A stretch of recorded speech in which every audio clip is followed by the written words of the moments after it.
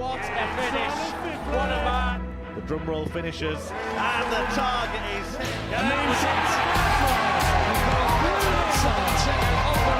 And it comes on finals night, and it's a knockout Players, Georgie Harrison!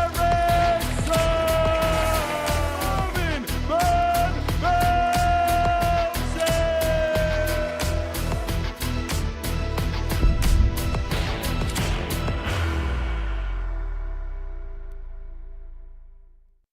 Hello, good evening. Welcome along to the Modus Super Series. It's a Friday night's worth of darts here from the Live Lounge in Portsmouth as Group B comes to its culmination. It's Graham Hall that leads the way following the first day's play, having won all 4 of his matches on Thursday evening. A win tonight should be enough to seal his place into the Saturday night showdown. This is the second session of the day, and just like this afternoon, we're in the company of Laura Turner. In terms of tonight, Graham Hall leads the way, but below him, this is very open for interpretation. Anybody can make it through, even Jamie Lewis with a good night tonight.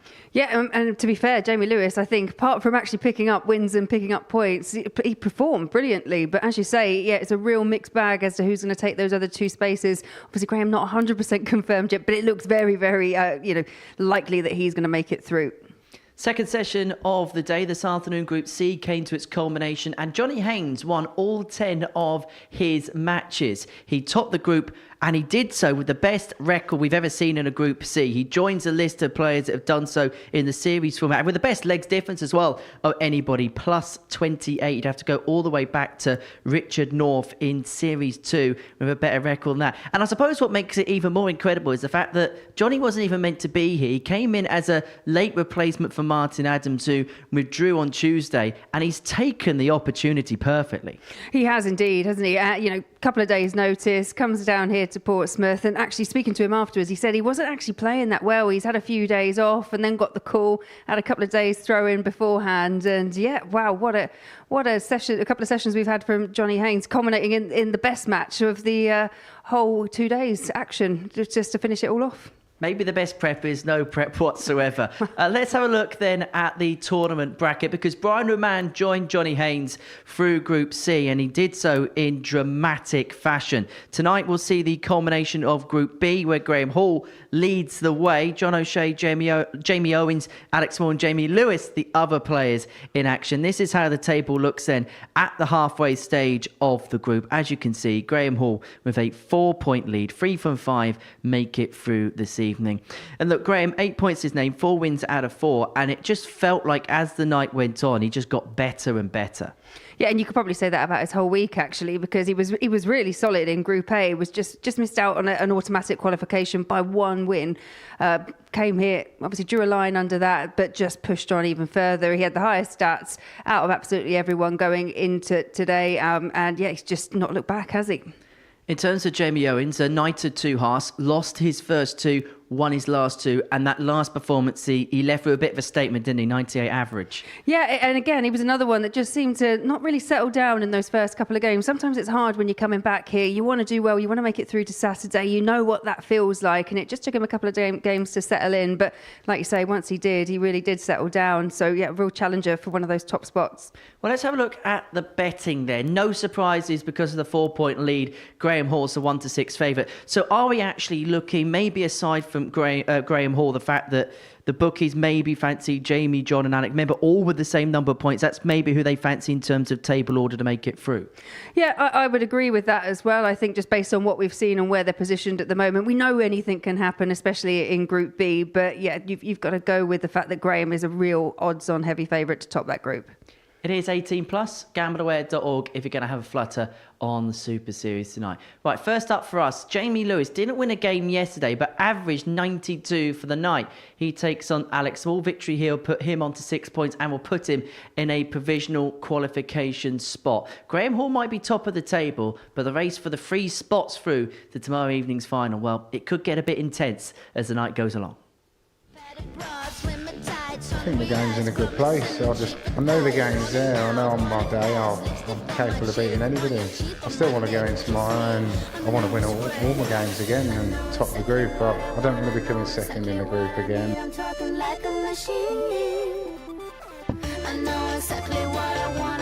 Part 1. There's part 2. Tops for a 145, and there is part 3.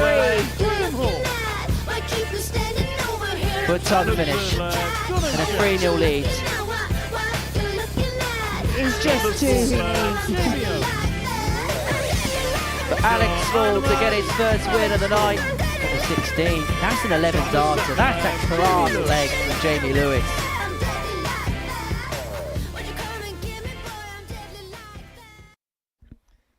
Game on indeed on this Friday night here at the Live Lounge in Portsmouth as Group B comes to a close, and we kick off with a meeting between Alex Small and Jamie Lewis, the bottom 2 players in the Group B table going into tonight's action. Alec winning 2 of his 4 games yesterday. Jamie Lewis, in terms of the scoring, was as good as anybody. Had an overall nightly average of 92.5, but was unable to pick up a win. As for Alex Small, looking to make it through to back-to-back Champions Weeks, while as for Jamie Lewis, he's looking to do so for the first time. And he's also looking to keep up an unblemished record when it's come to qualifying for Saturday nights. It's his 3rd appearance here, and he's 2 from 2 in his previous appearances in terms of making it into the Saturday night fold. Game 1 of 10 in what was last night a very high quality group. Jack Garrett, the referee, he's the man in charge of all the action, world level official from Nottingham in England. And he is going to call forward Alex Small to the hockey to throw the first darts of the evening session. And if it's anything like last night, Laura, then we could be in for quite the treat. Yeah, and I hope it kind of starts where it finished off, because Alex Small, for me, he didn't really settle into the action quick enough. And the early win that he got, it was still a win. It was still a couple of points, but just didn't feel kind of convincing, if that makes any sense. But I think he would have left last night feeling happy that he got a couple of wins under his belt, because it wasn't consistent. But we know what he can do, and he's already found the first maximum of the match.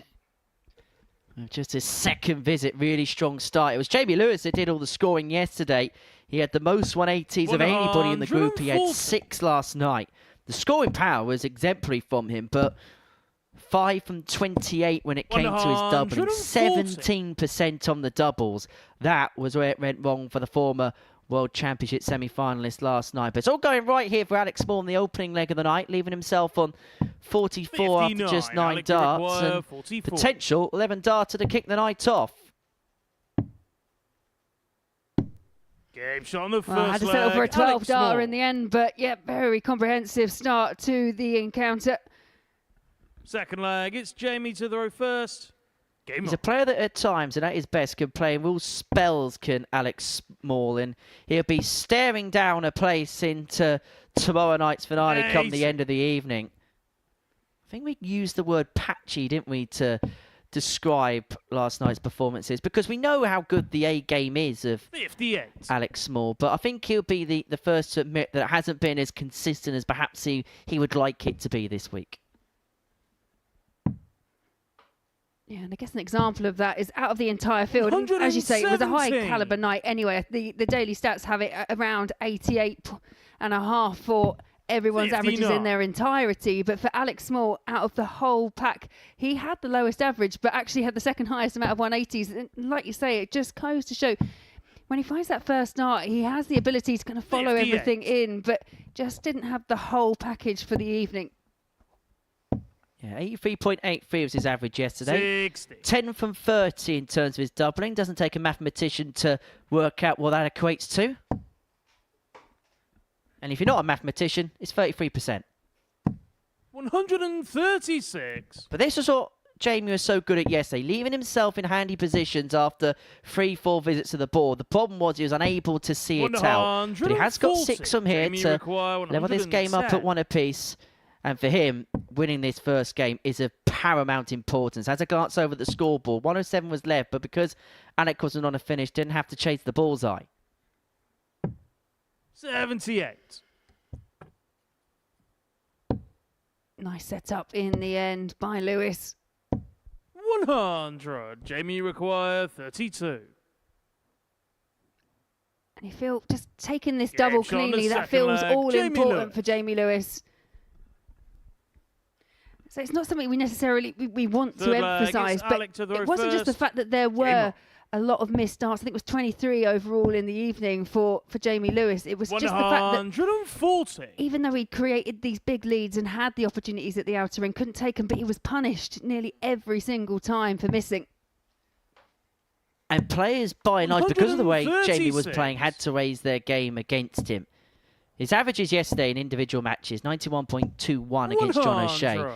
Now, that one, really, he couldn't have done anything about because John O'Shea averaged 98.5, was 50% on his doubles, and pretty much played him off the board. The next one, missed 6 starts at a double despite 30. averages under 98, losing out to Graham Hall 4-1 despite having an average 10 points fewer.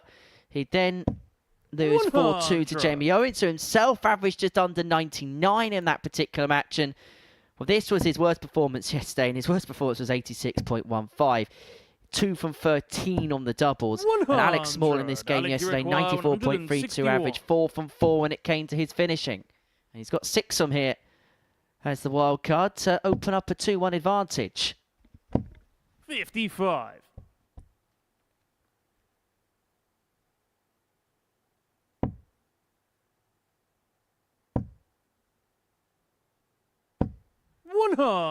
Alec, you require 106. 46 required, 70 scored, double 18 for a 106. Edge on the Another third leg, well-taken Alex finish by Alex Small. And that was kind of Full flag, quintessential it's to Jamie the to story go of Jamie first. Lewis's night Game on. yesterday evening because, as I say, when he was missing, opponents were hitting. Okay, Jamie was only left to 135 at that particular moment in time, 140. but Alec picking up the pieces there with the 106. The first ton plus checkout of the evening was hit by a ton by 57. John O'Shea. As I say, other players hitting decent doubling stats. He had the 108 hit against him by Graham Hall as well. 60.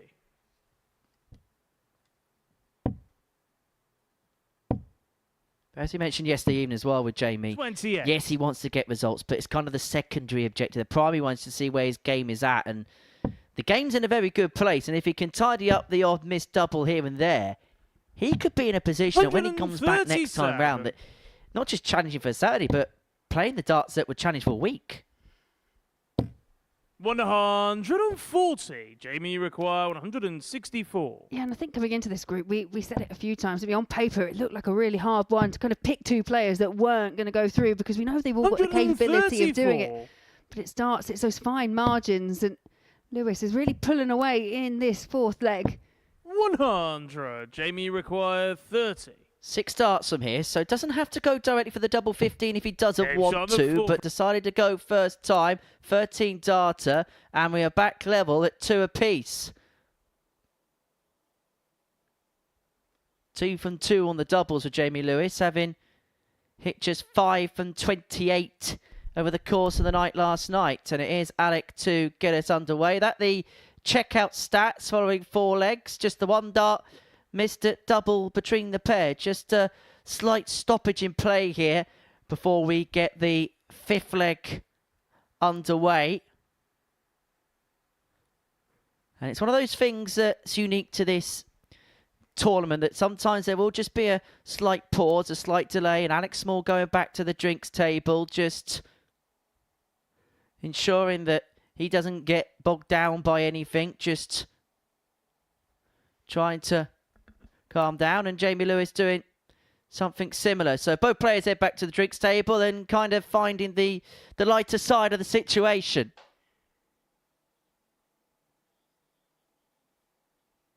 Yeah, when you do have these kind of disruptions, I think it's quite important just to keep yourself quite loose, quite casual.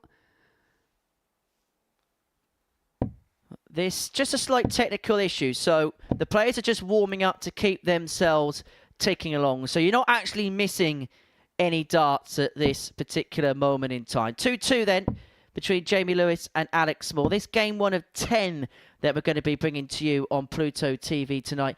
In terms of the league table, Graham Hall leads the way, 8 points to his name overnight. John O'Shea and Jamie Owens alongside Alex Small all on 4 points. And you look at tonight and you look at the dynamic of it, it really could be really tight. It could be one of those evenings, as you look at the table there, that really could go down to the very last dart.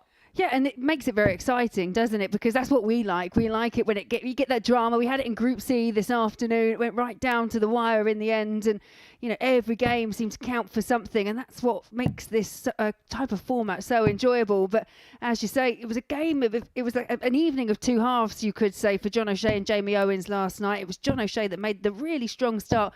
Jamie Owens with a really strong finish, picking up 2 wins apiece. Alex Small, as we mentioned, ever so slightly less consistent, but still with those 2 wins. And Jamie Lewis, not with a point to his name, but he has been very good already so far in the first few legs that we've seen here in the opening match. Yeah, decent quality tussle, which we will get back underway in a couple of moments' time. Welcome along, everybody, to the commentary box here at the Live Lounge in Portsmouth. This is where we attend to business. Where the magic happens. Come on, Henry. Yes, absolutely. No, this is us kind of looking down over the stage, over the players. It's a great position, and yeah, it's quite enjoyable to kind of just sit up here with our air conditioning. I hate very important, very important. Perhaps the most important part of the commentary box. Well, Fifth leg, it's Alec to throw first. And back to the action. We are back underway. 2-2 between Small and Lewis. 96. And I suppose the key is now who can come back following that slight interruption. 99. Yeah, sometimes that disruption in a game, especially when you're playing well and you're really, really in the groove, it can just, upset the rhythm slightly. But doesn't seem to have been causing these two very much of a problem as it stands. Yeah, not causing them any problems whatsoever. 125. And it's interesting because the game's locked at 2-2. There's no distinct advantage or disadvantage to stoppage play. Say somebody's 3-1 down, for example, after 4 legs, then the player that's behind may not mind having a little bit of a pit stop for a couple of minutes. 96. A bit like when we talk about the major events, when there's a break at the end of sets or breaks at the end of the legs, that sometimes 78. It can change the trajectory of a contest. Well, you could arguably say you saw it last night at the Premier League when Littler and Gerwin Price went off after a break, and it looked like Gerwin Price was going to push Littler all the way, and then Littler came out and reeled off maybe 7 legs in a row to knock out Price in the semi-final. So yeah, it can be important having those breaks.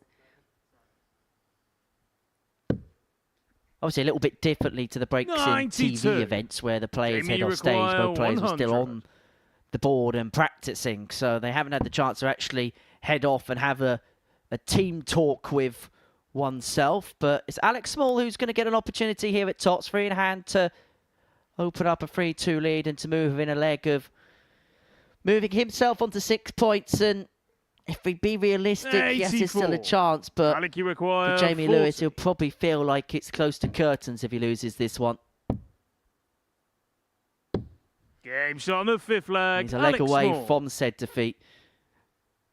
Although Fireball does have the darts here to 6th leg, take us all the way in the opening game of the evening session.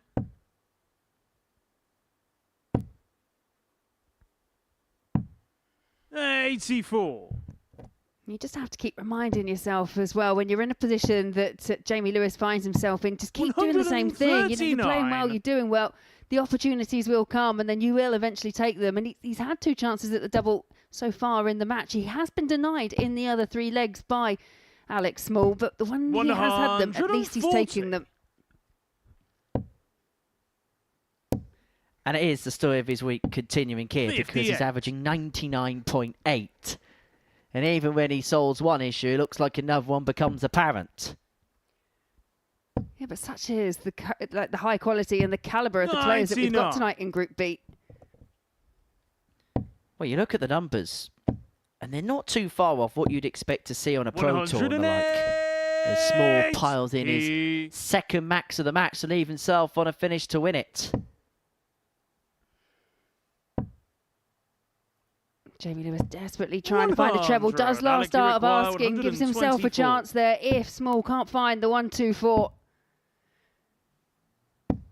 92. Well, he's 2 from 2 on his doubles in this game, Jamie Lewis. And he may only get 1 dart to take us all the way to a last leg decider. And that dart is going to be at double top. It's not found, and this could be that. 32.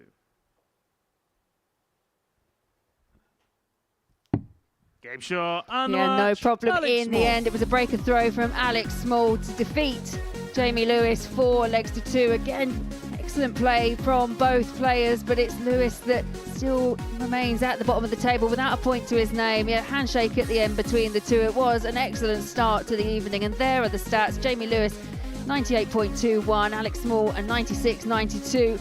Well, we have John O'Shea coming up next against the table topper Graham Hall.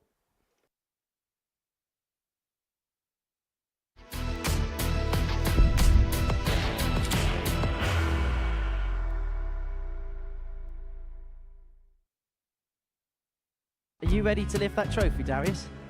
Yes. Let's do it then.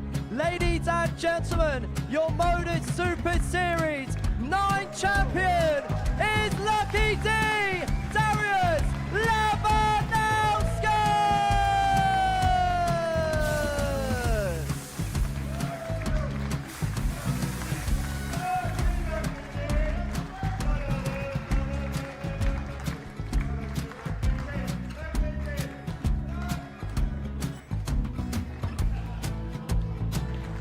What a wonderful night of darts we have seen, and we are ready. Our champion is ready, and it's trophy time. So receive the trophy. £25,000. The new Modus Super Series champion, the Terminator, Marvin Van Velzen.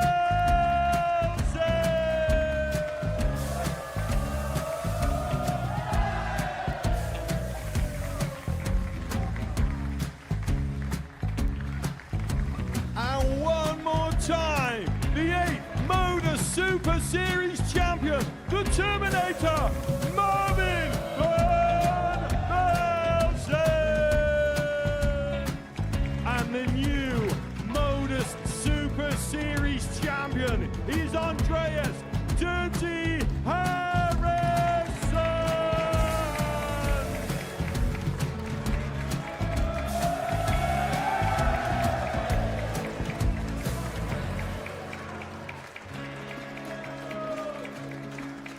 And one more time, the 7th Modus Super Series champion. Give it up for Andreas Dirty Harrison! The moment we've all been waiting for. Would you please show your appreciation for your Series 6 Modus Super Series champion, Scott Taylor!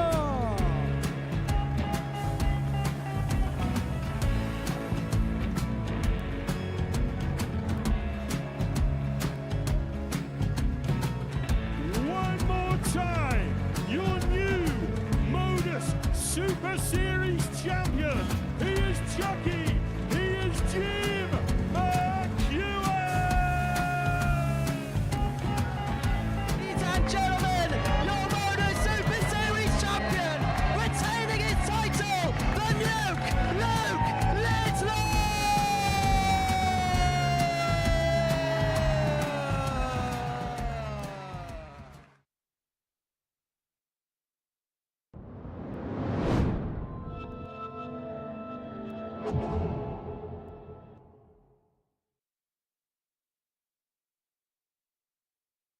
Welcome back to the live, loud cheer reports of looking resplendent on this Friday evening. And we're in the midst of Group B action here at the Modus Super Series. Before the break, we saw Alex Small move on to 6 points in Group B with a 4-2 win over Jamie Lewis. Game 2 of our night is a meeting between Graham Hall and John O'Shea. Prior to the first game, these were the top 2 players in the group overnight. Graham Hall won all 4 of his games on Thursday evening. A win tonight will pretty much dot the I's and cross the T's, you'd feel, in terms of qualification. John O'Shea is looking to win a week for the first time. Has played at a Champions Week by finishing runner-up in that Series 6 Week 12. Came in as an alternate player. Graham Hall played him the first ever Champions Week here at the Live Lounge in Portsmouth back in October 2022. Almost 3 years ago now, and plenty has changed. Well, in this building and in the landscape altogether. And plenty has changed in the career of Graham Hall, because since then he's been on tour, had a bit of success, then dropped off at the end of last year. But he's back in this building and he's looking to return back to the winners' enclosure. But John O'Shea kicked off last night superbly. He won each of his opening 8 legs. 4-0 wins in his first 2 games. But it then fell apart towards the end of the night. Played well in this game, actually. Lost 4-3. And Graham Hall was superb. 105.68 average in that game. And the first 3 winning legs of 14, 14 and 15. And he was a player that, as the night went on, just got better and better. Yeah, really did warm to the task, didn't he, in Group B? And yeah, did himself many a favour by winning all 4, sitting comfortably at the top still on 8 points. 57.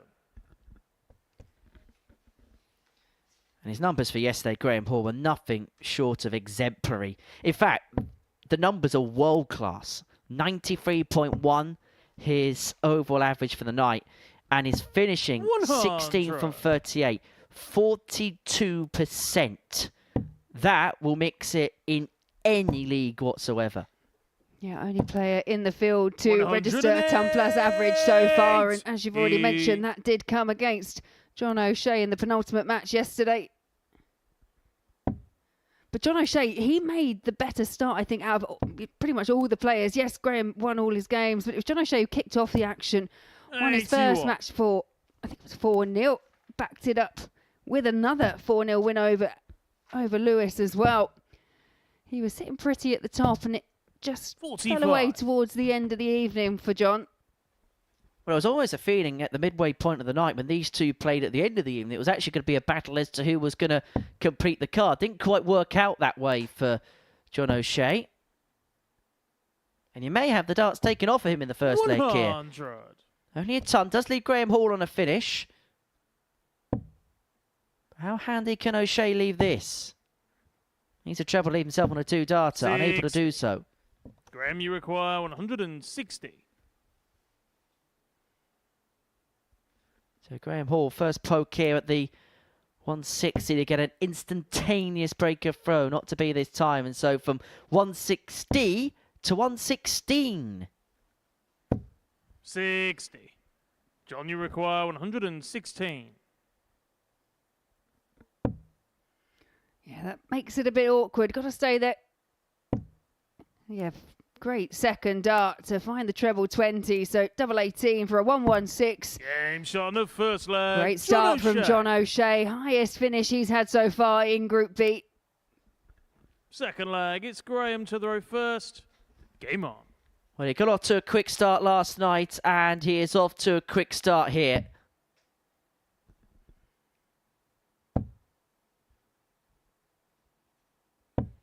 And John would have targeted this game right from the get-go. If you can beat Graham Hall, then you suppress him on 8 points. He'll move on to 6. Suddenly then the pressure is more than applied on Jamie Owens.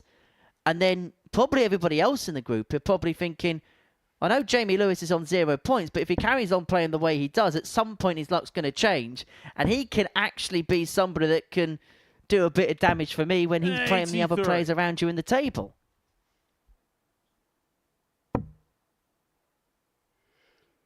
Yeah, there's the potential for many a twist and turn still to come throughout this evening.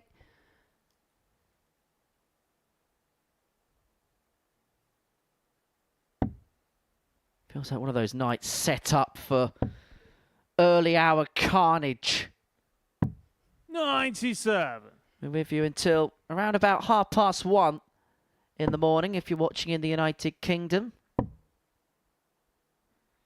Your Friday night is sorted with us, whether you're watching at home or, you never know, could be watching it down the pub with a few mates.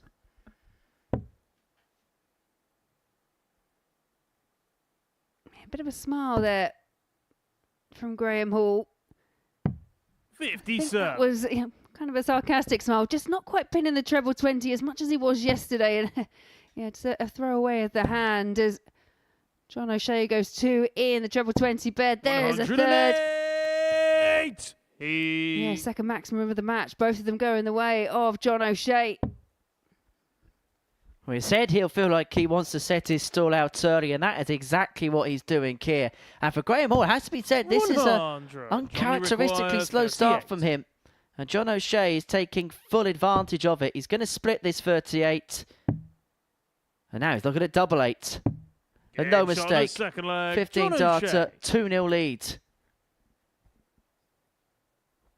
91 the Third average, leg, it's 18 John to the row data first. to hold his Game throw, 15 data to break. As solid, pretty much as solid gets at this level. 140. Yeah, John O'Shea starting off exactly how he did yesterday, looking for that opening dominant performance, but this time he's doing it against the guy who sat pretty at the top of the table. As we said, this could just shake things up and 51. change the way the evening goes.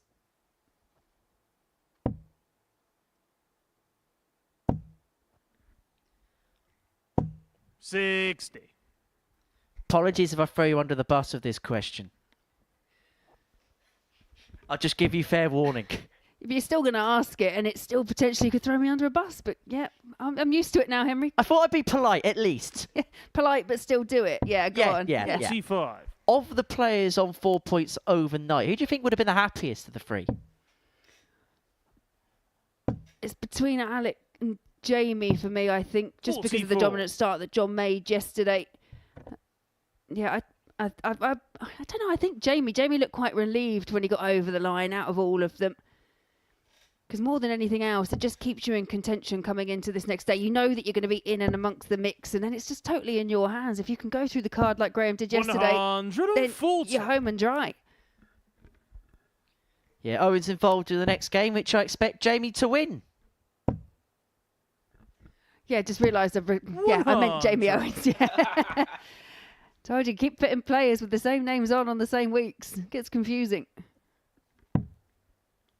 That's all right. We'll just have Premier League finals with Luke and Lukin instead. Yeah, I should be used to it, shouldn't I? 133. John, you require 157. Shea looking at 157 to open up a 3-0 advantage in this match. Down for treble 19. Look at it top. So a second tub plus checkout. What a Game start shot on the this third is. leg. John O'Shea. The Joker's playing his ace card right from the get-go. 2 tub plus checkouts, a Fourth 3-0 leg, it's lead. Graham to the row first. Back-to-back 15 dart legs, averaging 16 darts per leg. And at this present moment in time, has just got too much for Graham Hall. Yeah, especially when it comes to the finishing. We've just seen the 157, already seen the 116. 60. John O'Shea, he means business. 3 out of 4 on the outer ring. And I think the thing, if it remains the same, that will frustrate Graham Hall more than anything else, he hasn't had a shot at a double. He's been completely outplayed so far in this contest. And even when he's taken out the couple of ton plus checkouts, John O'Shea, Graham Hall has still been on 3 figures. So it's not as if he's been sat on a double waiting for an 93. opportunity when O'Shea is struck. He's still been in a position where he's still got to do some work to get the leg one. 124. Well, we saw it last night, didn't we? John O'Shea win his first 2 games 4-0. Could win his first match tonight by that particular scoreline.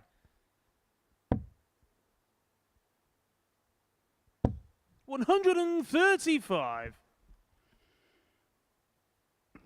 Graham Hall, though, seasoned competitor. Actually, both these players, they've both had their stint on the Pro Tour, both come off it, 59. both, and came here to the Super Series. And for Graham Hall, this is how quickly things can develop in a Group B scenario. He was 4 points clear at the beginning of play. If he loses this one and then Jamie Owens beats Jamie Lewis, then he will see 3 other players within a couple of points of him. And suddenly, what looked like a comfortable position could get a little bit more nervy, particularly if he loses this by a big scoreline, because that legs difference advantage will begin to be whittled 138. away. Graham, you require 156. Bit of a change of MO there for John O'Shea. Last time he left himself on 218. He filled up the bed, opted to switch. And Graham Hall there looking for that second treble 20, but just goes wide. So John O'Shea, who kicked off last night with a 4-0 victory, is he going to begin Friday in similar fashion? 25 and Bull would say yes, but Hall is going to come back to get one on the board and force his opponent from the Republic of Ireland to serve it out. 32. Graham, you require 74. Yeah, first real big mistake from John O'Shea. It should be one at tops. Is one at tops. 34. Well, it's the first night Johnny at double and he require couldn't find 48. it. And so John O'Shea will return for 48 to complete a 4-0 victory, a comprehensive display and a comprehensive victory. And it means that Graham Hall is going to be lurking over his shoulders somewhat. A 4-0 win to start the night for John O'Shea is just the tonic. And the Joker is up and running emphatically. That the tail of the tape, a couple of ton plus checkouts helping him en route to that 4-0 win. Coming up after the break, it's the Battle of the Jamies as Lewis takes on Owens.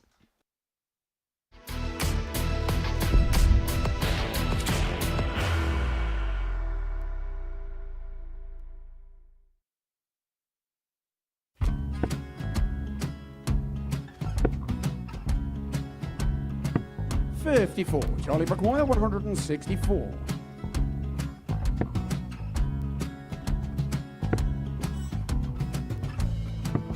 $44.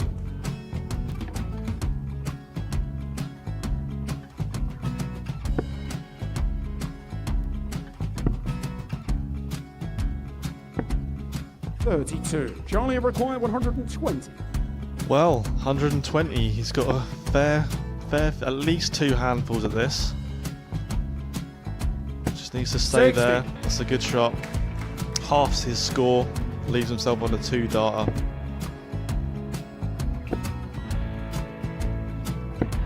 $26. Charlie Time on his require side 60. to become back-to-back singles champion.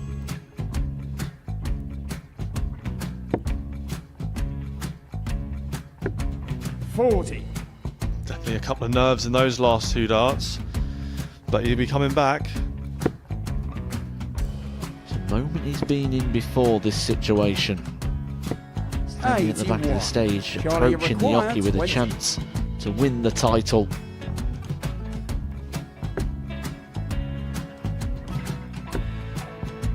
He did this to win the first title, if you remember. 11. I think he's gone. Georgia I think he's gone to bust it, maybe. The first title he won, he wanted 20. He went 6-7-7 to win it. He had a chance to replicate it again. Yeah, I get the feeling that was for a bust, and 39. on that situation there, George Scaife wasn't even able to take it out going to the 18s on that switch. Yeah, I think he just panicked a bit, but he's done well to get that big one. Sometimes can be the hardest part. Georgia requires This is it. 79. It's got to be 19s. It's got to be 19s for this shot. Big 20 and a double. He's got the first one. He's going to get a match dart here.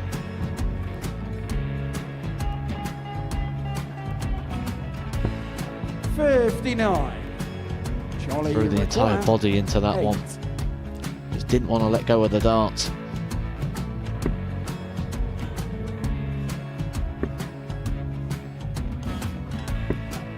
No score. He's given George a chance. Georgia require 20. I think George has been quite good on double 10 today. So many opportunities for Charlie Murphy. Go Couldn't get the job Got done. out the match! And the Red Dragon George Modus Scaife. Super Series Influencers Champion, George Scaife!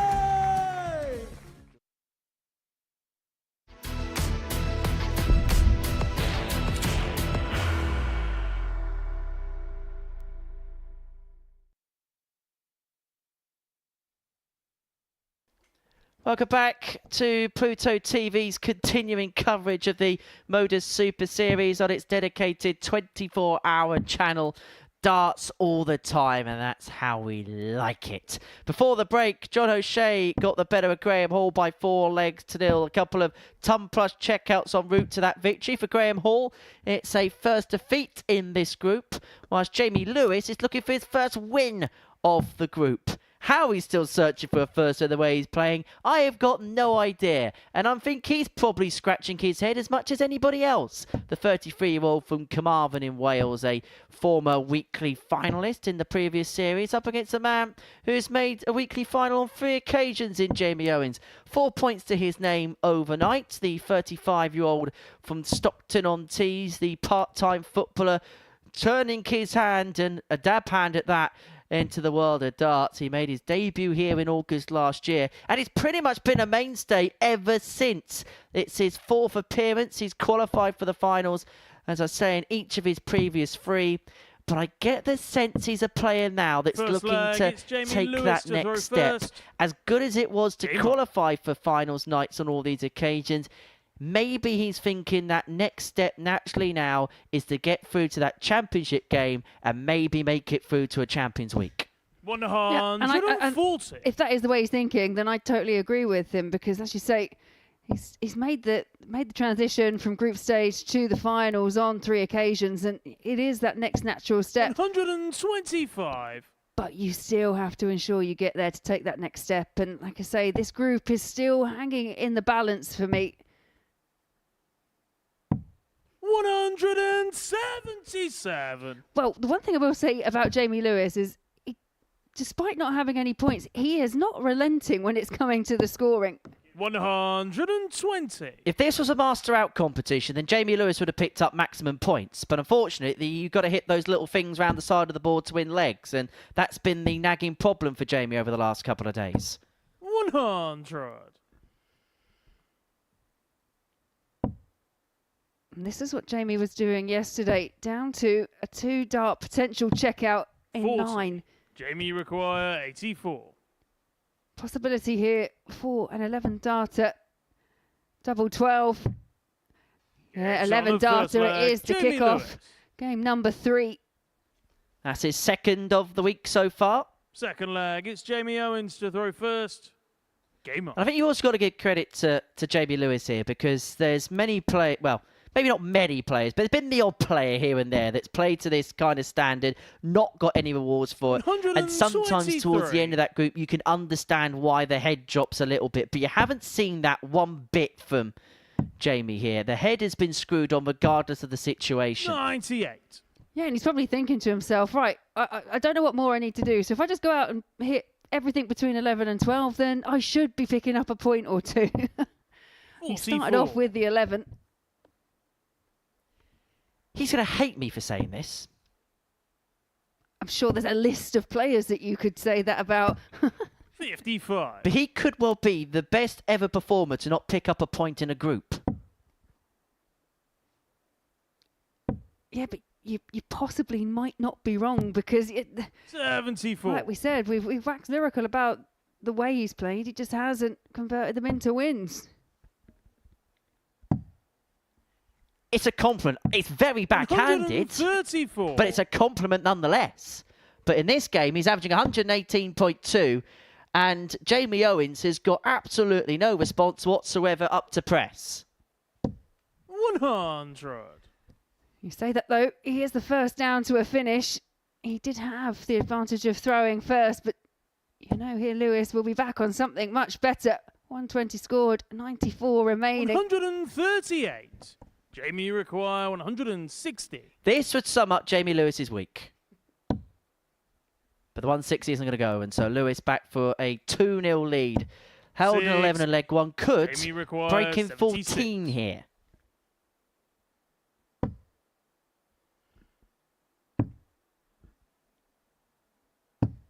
Game shot on the second leg. Well, it is a break, but it's a break in 15 to back up the 11 darter he kicked off with.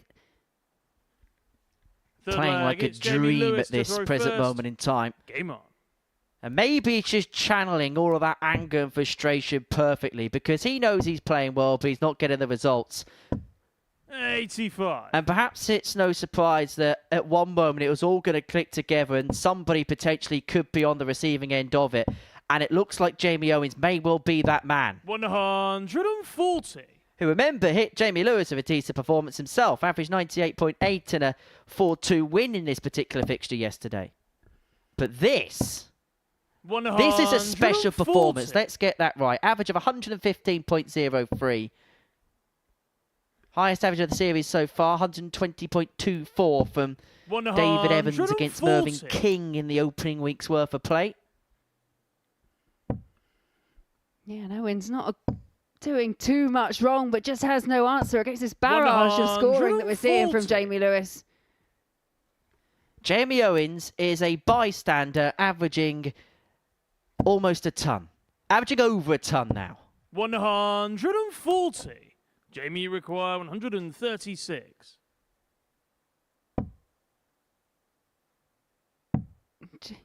Jamie Lewis just seems to be trying to return the favour because he has been that player that's out-averaged players but not got the results. But a chance hit for Owens may just be the one dart at the ball, and it's not.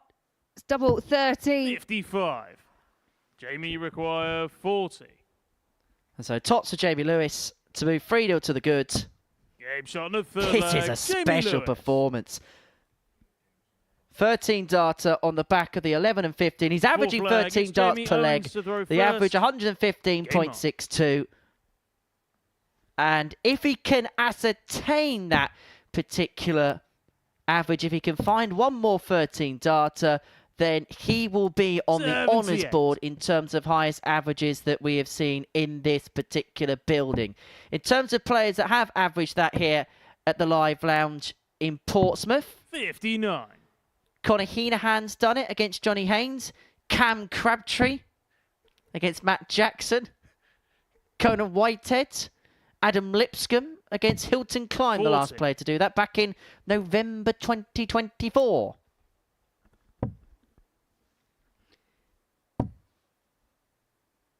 Yeah, Jamie Lewis here, just trying to keep that pressure on.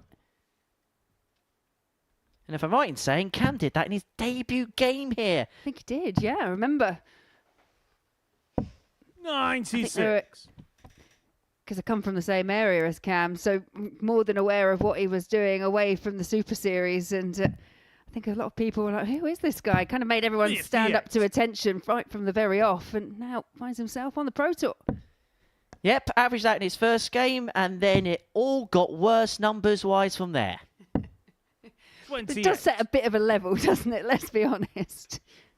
Just ease yourself in. No, come in. It's all about coming in and making a statement, isn't it? 45. Well, as soon as you started mentioning roles of honour, Henry, Jamie Lewis just seems to have lost that power scoring ability. 99. I mean, to be fair, it was exceptional and it's quite hard to maintain for the duration of the whole match. 99. Jamie require 160. Well, it's the equivalent of a World Championship set, and if we were talking about that in a World Championship set, we'd be saying it was world class and the worm would go out of control. 60. Jamie require 140. But this could be a show-stopping finish. Treble 20, you feel, should have been a minimum. Jamie require 100. Might be the only opportunity he gets to save this match. Game shot on the And he takes out the ton. Jamie Owens. Back to 3-1. Jamie Lewis forced to serve it out. Yeah, credit there as well to Jamie Owens. Jamie Lewis to throw first. He's really been up against it. Jamie Lewis throwing absolutely everything at him, but does chalk up a leg on the board.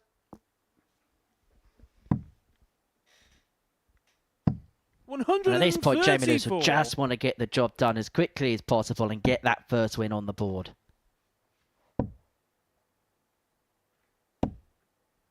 $140. But the problem he's got is Jamie Owens is beginning to hit back just that little bit harder.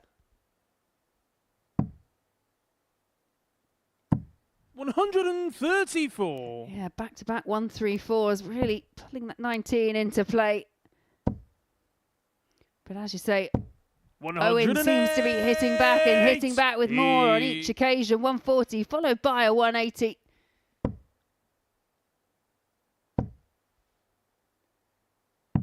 $59. And he's going to get 6 here, Jamie Owens, to get the breaker through and bring it back to 3-2.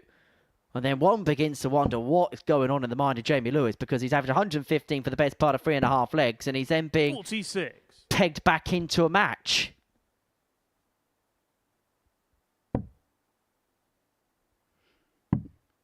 Yeah, looking for the switch, looking for the 1-3-4 again, but Jamie comes up trebleless. Couple of 135. small mistakes there from Lewis, just really opened the door.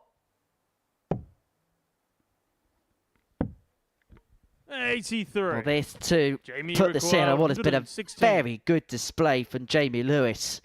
Came out like a steam train, legs of 11, 15 and 13 to move 3-0 to the good. 60. But Jamie require he may 52. well get embroiled here if Owens takes out this 52. Tops to go within 1, and that should be a good guide for Owens. 12.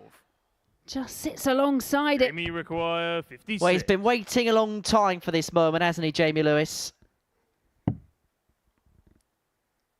His 6th time the charm? Game shot Yes, and the it match. is. And it's Jamie that Lewis. elusive win for Jamie Lewis. And he does so with a superb performance. He raced out the traps, led 3-0, averaging 115. In the end, the average just under the ton mark. But that takes nothing away from that special display from the former World Championship semi-finalist. And that now puts Jamie Owens in a world of trouble in terms of qualification. Coming up next, it's Hall Small.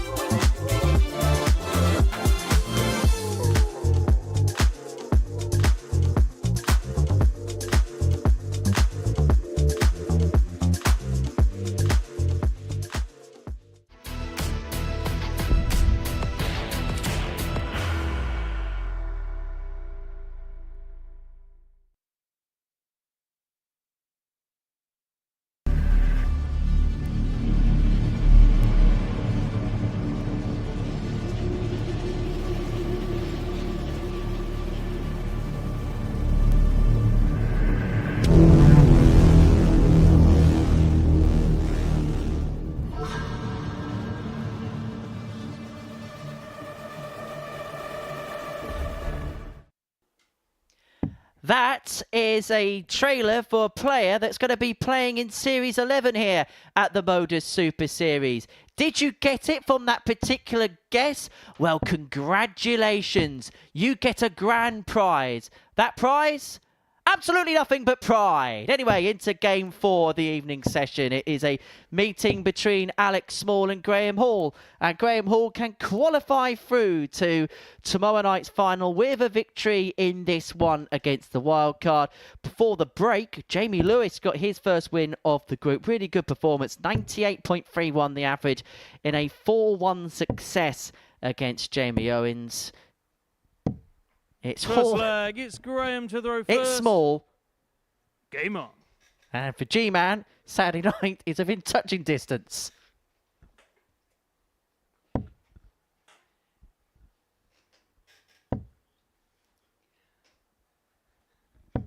$60.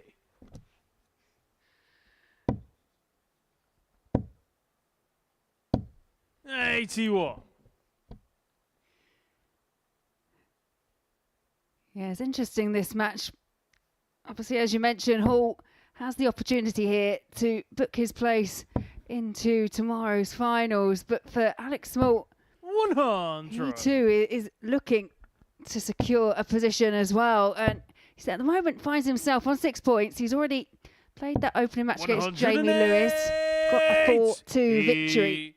Wants to add to that points tally. Wants to jump over the top of John O'Shea, who sat in second place, and pull away even more from Jamie Owens, who is just underneath on 140. Well, Jamie Lewis may have done Graham Hall a massive favour here, because if he loses this one, then Graham would be in a susceptible position. But because Jamie Lewis won that last game, he will still have a 4-point gap with 4 points left to play for. And Jamie Owens plays John O'Shea in the 5th game of the evening session. So, conceivably, he could still lose this game and still be in a good position because of that defeat for Jamie Owens before the break. But he will not want to be thinking like that. But the problem he's got is Alex Small's left tops after 12 against the throw in the opening leg.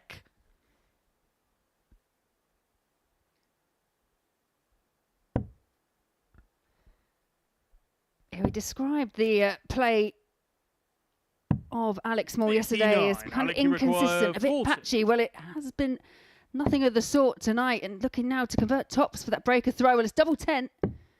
Double 10 is found. The breaker throw in 15.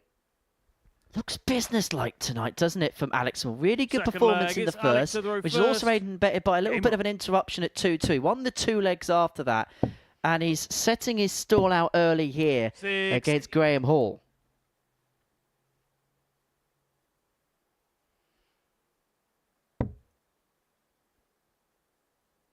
Well, I can imagine probably after that first defeat, just wants to get the job done and hope that there's no anxiety whatsoever when it comes to the end of the session.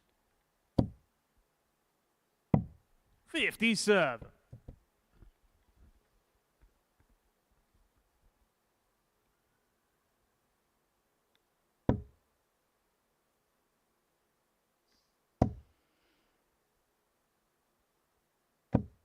$60. Yeah, that sarcastic smile from Hall, because he's not able to punish. And back comes Alex Small. And when he finds that first dart, it's so inviting for the other two just to follow along. It's the second max already, and we're only in leg 2 for Alex Small. Well, he really is in the mood tonight, isn't he, the wild card? 108. But Graham Hall taps him on the shoulder. His first to a finish. 100. Big last start there. 161.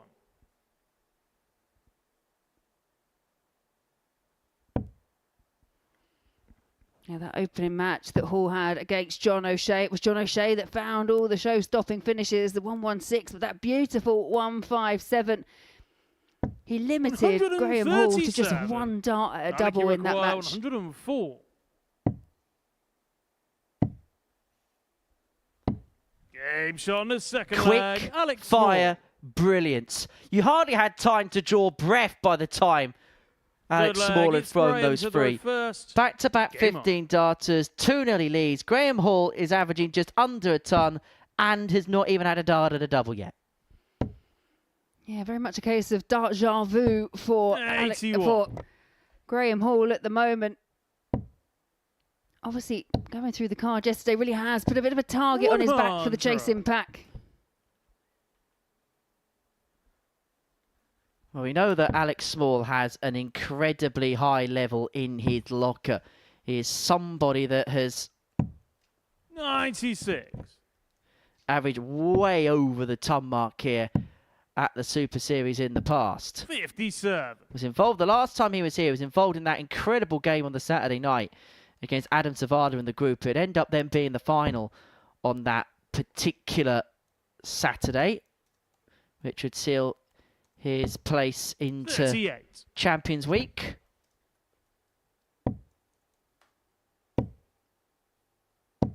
$95. Yeah, and Hall here just not able to shake off Alex Small.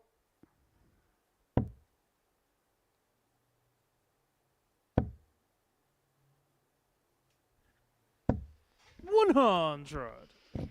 Yeah, I was trying to seek out that second treble just to make sure he's on a finish, because we know Alex Small, 177. he can pull out shots like that. Beautiful setup play. Yeah, going back to that game against Zavada, 107.36 was the average in that one. That is the type of level he can get at, and he can go a little bit higher too. 150. And he's going through the levels. And 72. Graham Hall here, who won all 4 of his games on Thursday night, could lose each of his opening 2 to 0. That's a 14 darter. The average 102.5. 3-0 to the good. The double break accrued. And Alex Small throws for the match. Yeah, and you can see the shake of the head, and you can see the doubling stats there as well. And it's another match where he's just been denied any opportunity. It's been excellent finishing from Alex Small, including the 104. It's not just the finishing with 3 darts in hand, is it? They're combination finishes to just shut Graham Hall down. And he's thrown him another max hit. Well, both players averaging 102. 41. The standard tonight has been up there with anything that we've seen in recent times. In fact, over the course of the evening, there's only been 2 averages recorded, including the 2 here, that have been below the 90 mark, and one of them was 89.7, which is pretty much a 90 average, give or take. 58. And is that the opportunity Graham Hall has been searching for?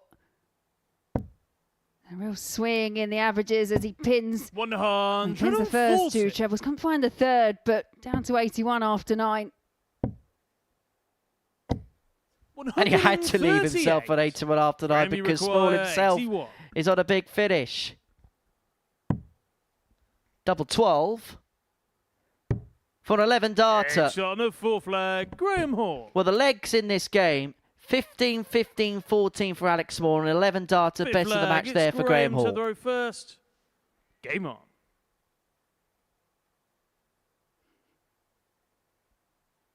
Yeah, an important break there for Graham Hall, and done in emphatic style. 140.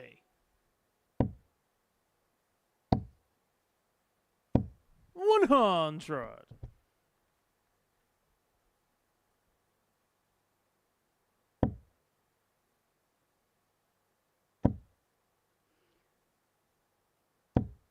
$24. Well, I'm glad we showed the averages before that visit. 100. But this is consistent stuff from Alex Small.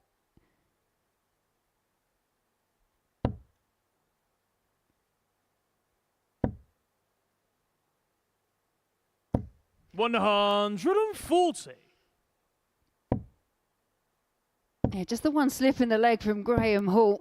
140-24, but backs it up with another 140 just to make sure he's in pole position. Only by a few points, but they could be all important.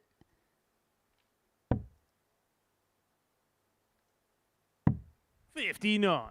Comes up treble there. Does leave himself on a finish, but Alex Small, if he can find a big score here, will force this 138 to go to save the match. 59. Unable to do so. Graham, you require 138. And if Hall gets this, he'll force Alex Small to serve it out in the next. Not to be on this occasion. And so Alex Small here has a match-winning opportunity. 1-4-2 to get his second win of the evening. Alec, you require 142.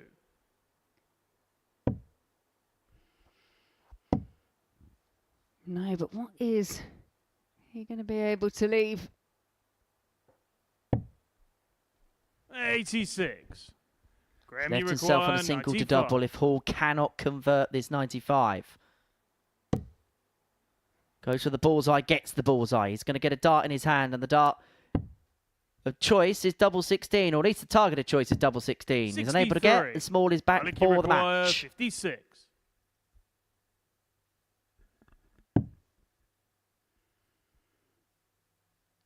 Just taking that little step back, that little pause, tops.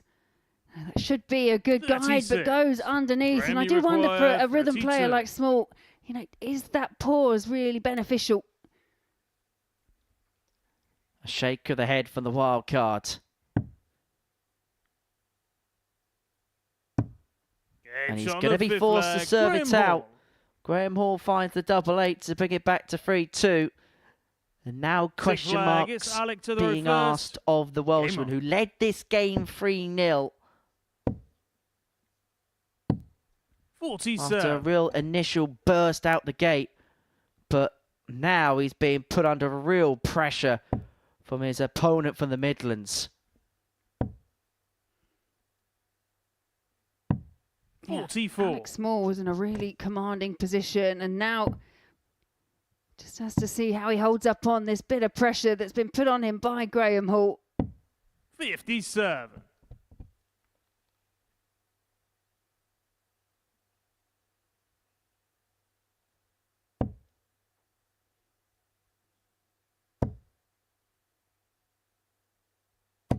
$140.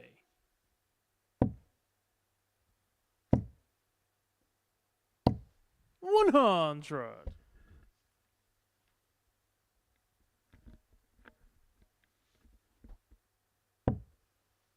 Graham Hall back in the red bit, chasing down. Yeah, 177. another perfect visit. A 177 to leave 140. He's in prime position here to make it 3-all. And if he does go 3-all, he will have the darts in the deciding leg. 140. He'd have the darts to make it through to tomorrow night as well. Well, he's hoping that now this is nothing more than a set-up turn and that Alex Small hasn't got something outrageous lined up here. Alec, you require 157. John O'Shea hit this against Graham Hall, but Alex Small can't do the same, and it offers up a chance here for 3 apiece. Really feels like a game of 2 halves. It's Alex Small who started off the stronger of the pair, but Graham Hall's fought hard to stay in the fixture. Graham, you require 8. It's one of those games where we see someone charge off to a quick start, the other player playing okay, but because they stay at that same level as somebody plateaus, gets more opportunities. And he's got a chance here. He should have had a dart at tops. 40. Cardinal sin, and that Alec, could you be require that. 71.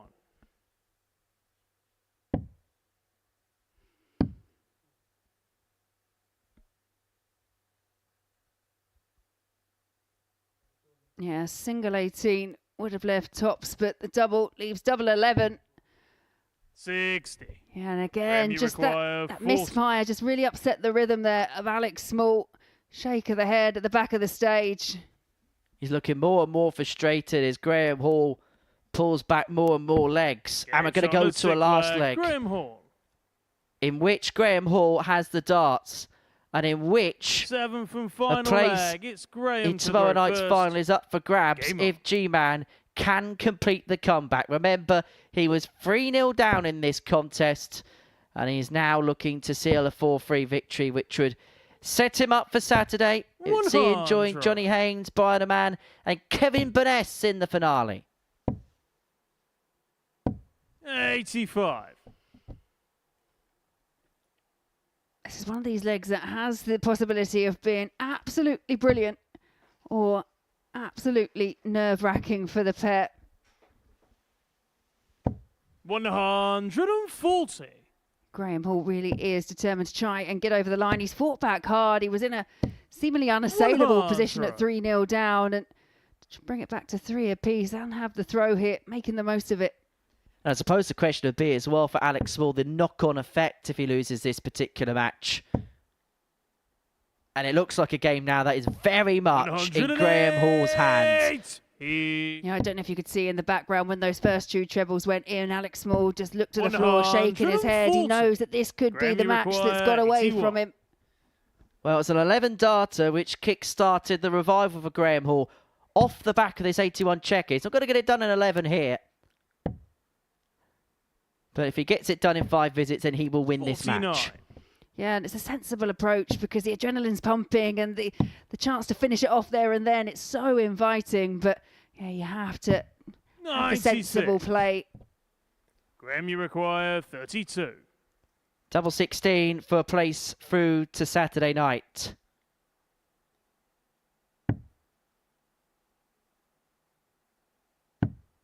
Graham Hall is into Saturday night's final. He played in the first ever Champions Week here at the Modus Super Series, and 10 series on, he's looking to do so for a second time. Job 1, tick. He beat Alex Small 4-3 from 3-0 behind, and for Alex Small, what's that going to do for his night? The halfway point of the night sees Jamie Owens take on John O'Shea next.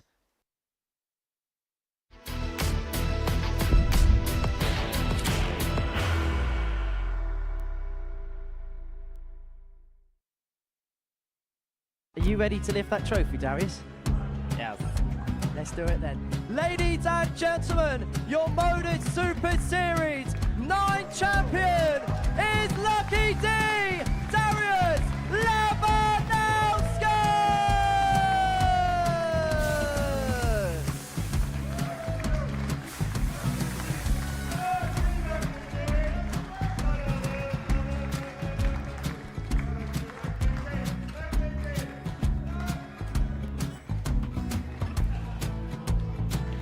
Well, what a wonderful night of darts we have seen, and we are ready. Our champion is ready, and it's trophy time. So receive the trophy. £25,000. The new Modus Super Series champion, the Terminator, Marvin Van Velzen.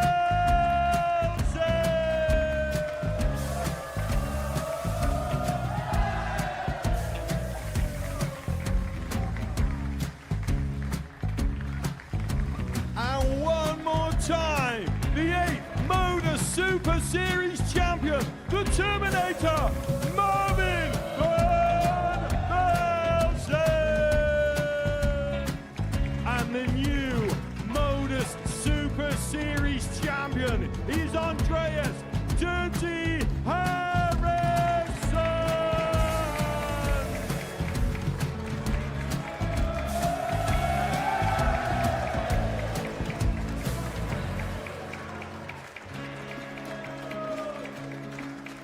And one more time, the 7th Modus Super Series champion. Give it up for Andreas Dirty Harrison. The moment we've all been waiting for.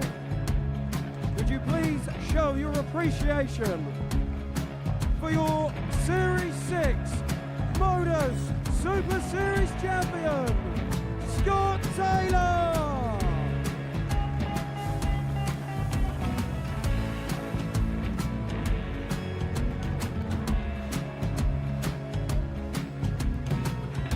One more time, your new Modus Super Series champion.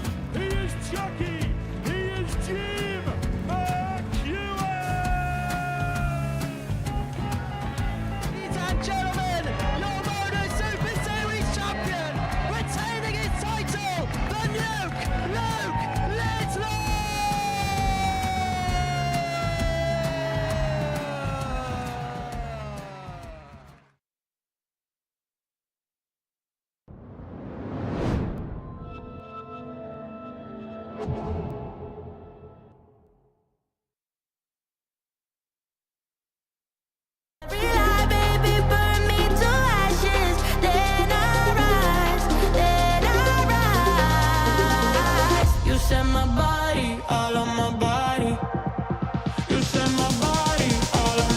10. And Scotland are off to the perfect start.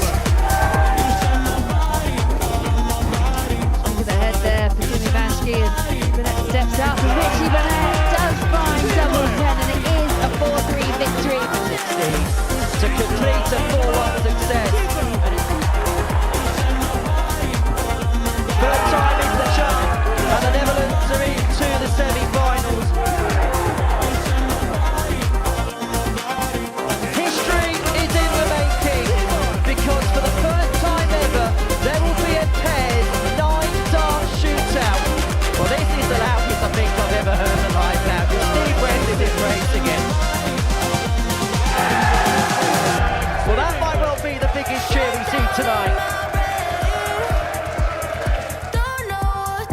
And kicks off for maximum. And I suppose the one advantage of well, that is absolutely incredible. Scott Campbell in a 9-dart shootout has found 2 180s. So Scotland and Belgium are into the semi-finals. The Republic of Ireland head for home. The Netherlands are into the final. Much to the delight of this packed-out Portland. And he only needed one more. It is Wales that is through to the final. And it's double Dutch delight. The Netherlands are the inaugural international pairs champions.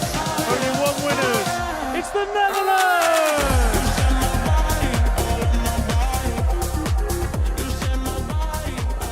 You can join us for live darts every single Saturday here at the Live Lounge in Portsmouth. Scan that QR code, it takes you to a website called dartshop.tv, and you can join us for all of the fun of the fair here at the Modus Live Lounge here in Portsmouth on the south coast of England. And where else would you want to be when it's all nice and sunny than beside the seaside? Enjoy the beach in the afternoon and enjoy the darts in the evening. Couldn't think of a better Saturday night plan myself.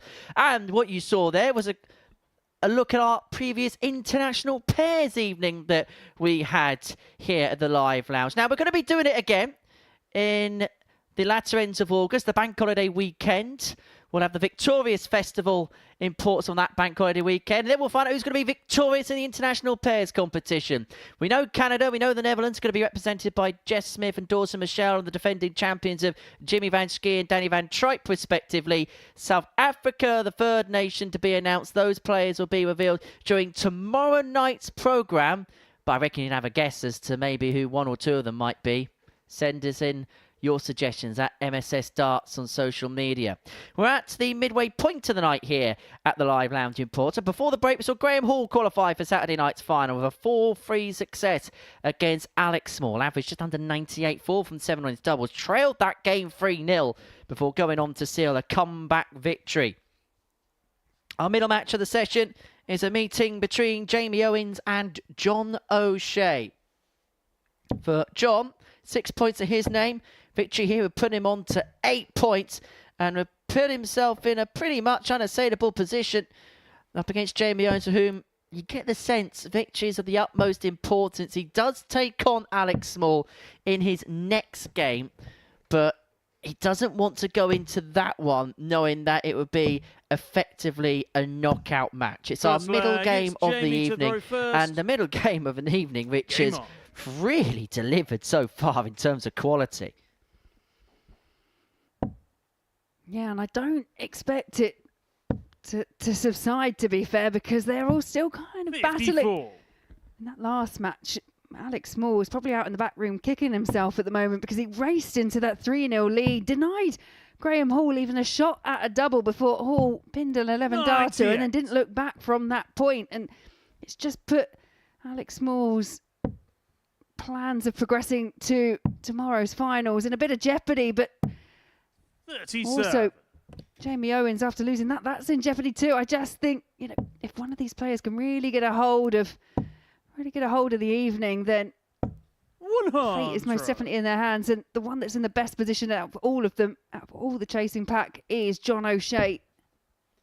Well, it's one of those weird scenarios where even though John O'Shea is second and Jamie Owens is fourth, because of the way the fixtures pan out, they're both in charge of their own destiny. John O'Shea wins here, it's pretty much job done for him. But if Jamie Owens wins this game, then he'll leapfrog Alex Small by way of legs difference, depending on the margin of victory in this one. If it's a win for Jamie Owens, he'll be on -2 and 17 legs won. And so effectively it'll be in his own hands because they'll play in their next game and then he'll finish off his campaign, Jamie Owens, against Graham Hall in match number 9. And I think the player that you really can't overlook is Jamie Lewis as well, because we've waxed lyrical about the fact of how well he's played. Well, now he's got that win under his belt. It was against Jamie Owens. He has that role of spoiler that he can play as well.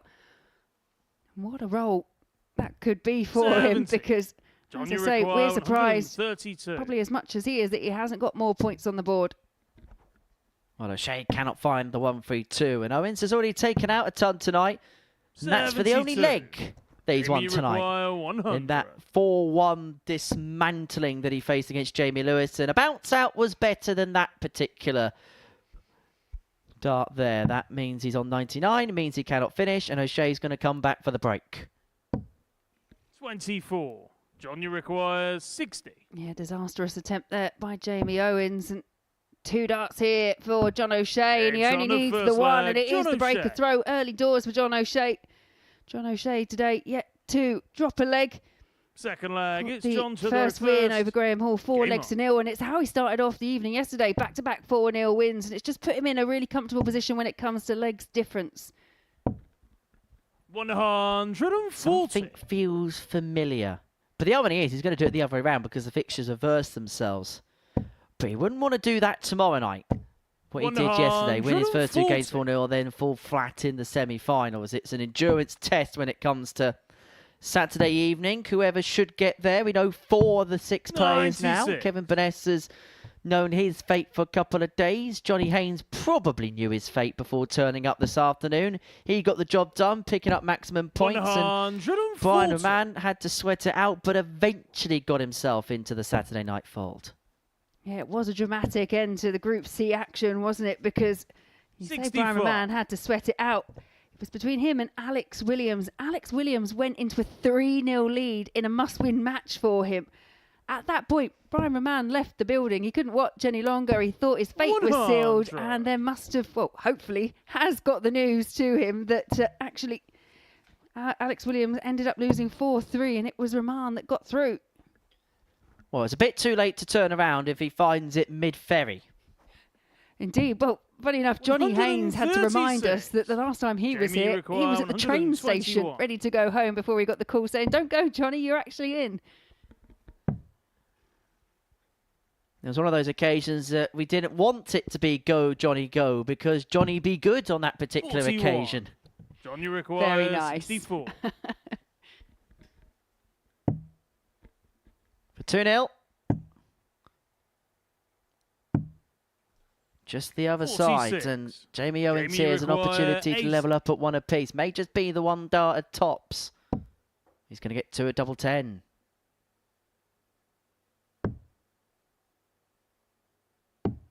Yeah, got 2 at double 10, but the opportunity squandered, and back comes O'Shea, opting to split, so 2 for him, but only the 1 needed again, and John O'Shea 2 to the good. 17 followed by a 17 leads to an average of 88.5. Game on. And halfway towards victory. Yeah, the Joker coming out means serious business tonight.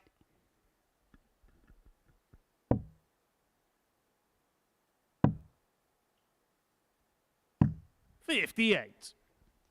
As you mentioned at the top of the programme, I haven't seen John O'Shea win a weekly title yet in this building, but I get the sense that if tomorrow night was to be a successful one, I think it might be an emotional occasion for him. He's a player that very much wears his heart on his sleeve and has spoken about his love and affection for the game. And if he wins this, he's mentioned it in interviews in the past, he puts this as highly regarded as a World Masters title, 44. As highly regarded as picking up a tour card. If he wins one of these, he would put it right to the very top of the list of things that he's achieved. 140. Yeah, it's difficult, isn't it? Obviously, we remain very impartial, but we get to see these players come in on a regular basis and absolutely play their hearts out up on the stage. And I think the other player that I would be delighted for if they could pick up the trophy is Johnny Haynes. He's another one that's been here. He's a seasoned competitor at the Modus Super Series. Hasn't actually lifted one of those titles. He's won the one title, but he wants to get himself back into Champions Week. And he was saying that's the goal. He wants to get himself there. And he's one of those players that's just been around the circuit for so many years. He's one of those players that everybody knows. Everybody knows Johnny Haynes, and everybody respects Johnny Haynes. Performance so far, which has to be respected from John O'Shea. Double top for 3-0, double top for the double break. Not to be, and so Owens to reduce the gap back down to 1.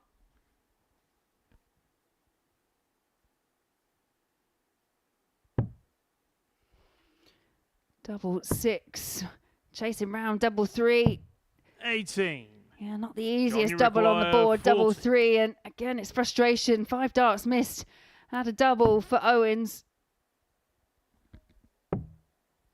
Now looking at double 5. Now chasing round the board, but eventually finds in the end. John O'Shea gets the double break, and he opens up a 3-0 lead in this game, and is a leg away now. If he gets this done 4-0. Then John O'Shea will move on to 8 points, and he would be 95. on plus 13 by way of legs difference. Jamie Owens would be on 4 points and minus 7 by way of legs difference. There'd be no way that Jamie would be able to catch John 100. in 4th position, and so that would be job done, and John O'Shea would be through to tomorrow night's final here at the Live Lounge in Portsmouth once 58. again. It'll be a 5th weekly final from 6 appearances here if O'Shea was to 100. get the job done here tonight.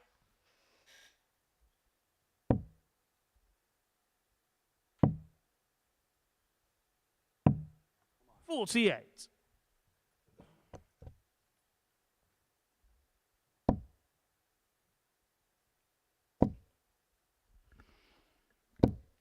Jamie Owens, though, fighting all the way. It's the first maximum of the match, and wow, you do think he really did need it. 100.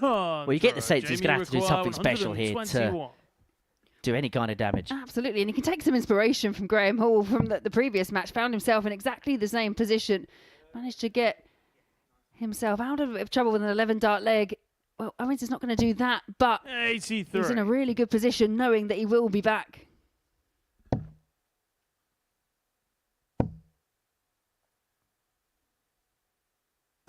Well, this is exactly the same situation he found himself in his previous game. 3-0 down, and then hoping to begin an inspired comeback. He got the first leg on that particular trail against Jamie Lewis, but he may not get any here. John, you require 140. We've seen some showstoppers from John O'Shea already this evening. The 116, the 157. Now looking for the 140. Couldn't find the second treble 18. 92. And so, Jamie Owens gets 3 wins. Missed 7 darts at a double so far in this game. But he's not going to miss an 8th. Jamie Owens. And that's a break back, crucially, as well. 5th flag. It's Jamie to throw first. Game on.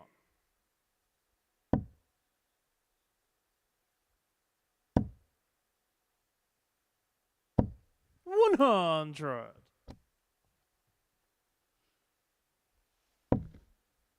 Well, tonight it's been quite quiet from Owens. Nothing too much to shout about from his perspective.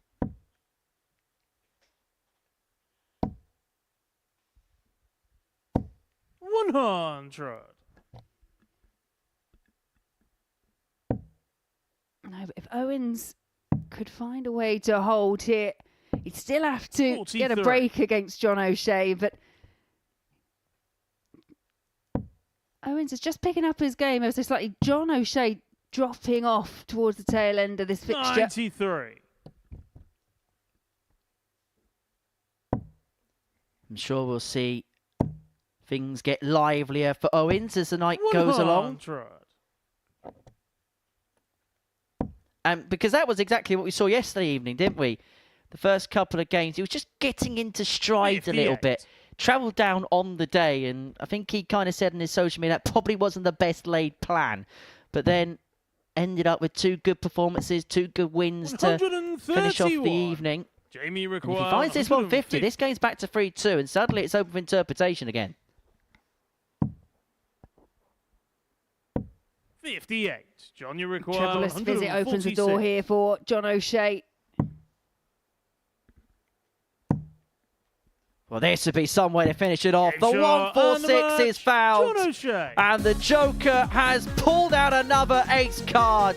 He's got the better of Jamie Owens by 4 legs to 1. 8 points for the former weekly finalists. And when you consider the legs differential, that should be enough to see him into another Saturday night final. At the tail of the tape, John O'Shea 4, Jamie Owens 1. Next up, it's Jamie Lewis against Graham Hall.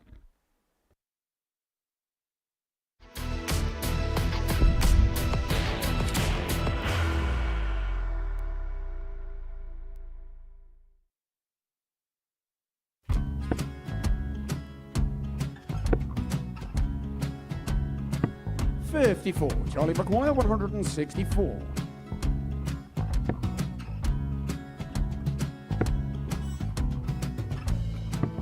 44.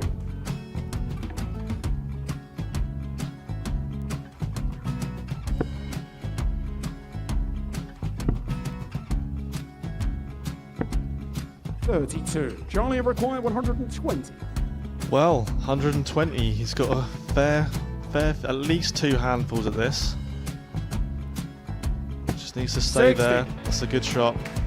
Halves his score. Leaves himself on a 2-darter.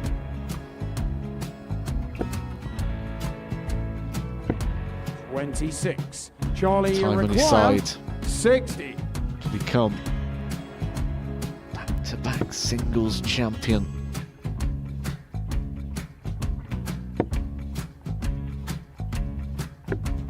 $40. Definitely a couple of nerves in those last 2 darts. But he'll be coming back. The moment he's been in before this situation. Standing at the back of the 81. stage, Charlie approaching the requires Yoki with a 20. chance to win the title.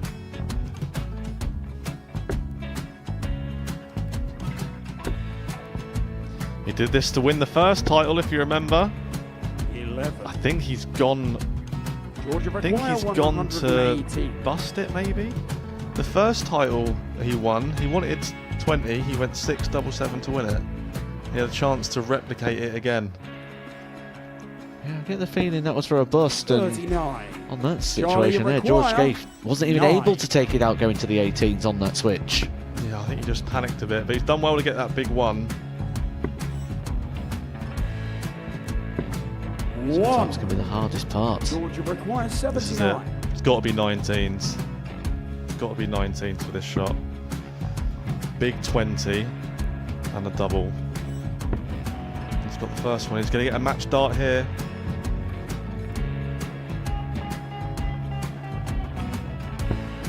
$59. Charlie Threw the entire require body into that 8. one. Just didn't want to let go of the dart.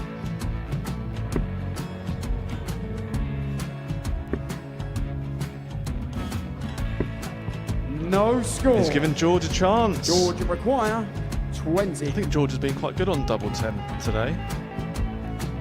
So many opportunities for Charlie Murphy. Go Couldn't get the gets job it. done. Got in the match! And the Red Dragon George Modus Scaife. Super Series Influencers Champion, George Scaife!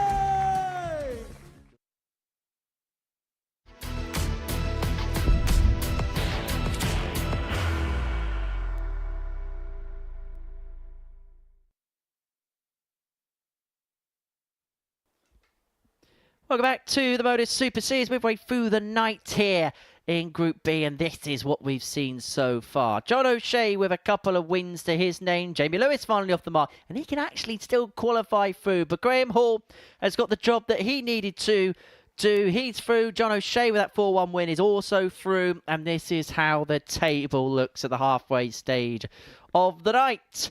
Graham Hall, 10 points, good enough for him. It's actually quite uniformed, isn't it? Because everybody's 2 points back from one another. 10, 8, 6, 4, 2 is how the table looks as we go into the final couple of rounds of fixtures in this Friday night's worth of action. Well, Jamie Lewis can still qualify, but he pretty much needs every single result for the rest of the night to go in his favour. That includes this one here, where he has to get the better of Graham Hall. He then has to hope that Jamie Owens beats Alex Small. He then has to hope that he beats John O'Shea. And then has to hope that Graham Hall beats Jamie Owens. And then he's got to hope that John O'Shea beats Alex Small. There's an opportunity, there's a chance, but it's very slender and relies on a lot of things going his way. It wouldn't be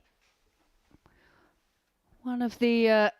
well, I mean, it would be some mean feat, obviously, if he can find a way through. But do I recall that there was a real Houdini act by, was it Mike Warburton on one occasion that found himself in probably quite a similar situation and managed to claw his way into a qualification spot? There's been a couple of First leg, it's Jamie real to throw mad first. ones in a Group B. Game on. That one. There was another one not too long ago involving Rob Collins. Now, Rob lost his first 6 games. 6. He thought he was gone, we thought he was gone, and I think everybody thought he was gone. He then won his last 2 games and then somehow managed to find a way of making it through. How? We don't know, he don't know, but goodness me, it was dramatic. 85. It was just one of those strange kind of mathematical anomalies, wasn't it? That it was a group that was dominated so heavily by 2 players that 4 points just proved enough. Well, 4 points is not going to be enough. We know that for Jamie Lewis. He's going to have to win the rest of his remaining fixtures and then just hope other results, as you said, do go his way. And if you have just joined us for the very first time here on Pluto TV, 100. no, we are not broadcasting Newcastle United Premier League matches despite the strap saying Lewis Hall. Could be in the England team for the World Cup next year. Jamie Lewis has played at a World Cup for Wales in the PDC. And he's just hit a 180 there.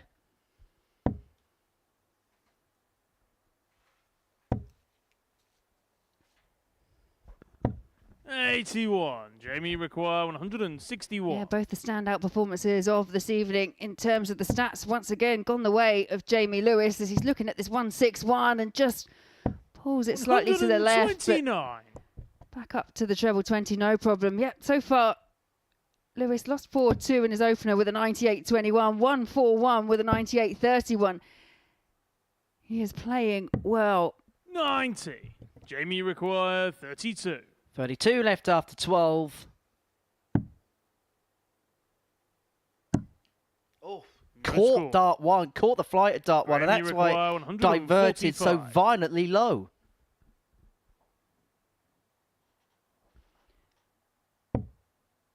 Graham Hall did hit the 145 yesterday, but can't repeat the feat. 121. But Jamie again, require 32. Good setup play. Just reminding Jamie Lewis he's there to pounce if he can't find 32. On the but first leg, Jamie does Lewis. find it second up. Now, if Jamie Lewis is going to do the seemingly improbable, then yes, he's going to have to win his last 2 games, but he's going to have to win them both by score lines.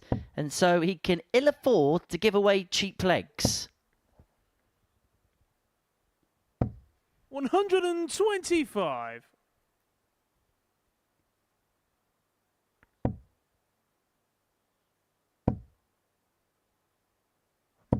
$140.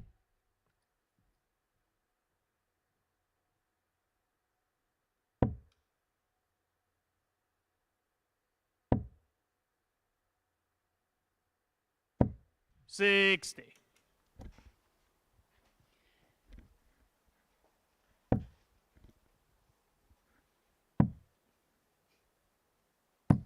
$96.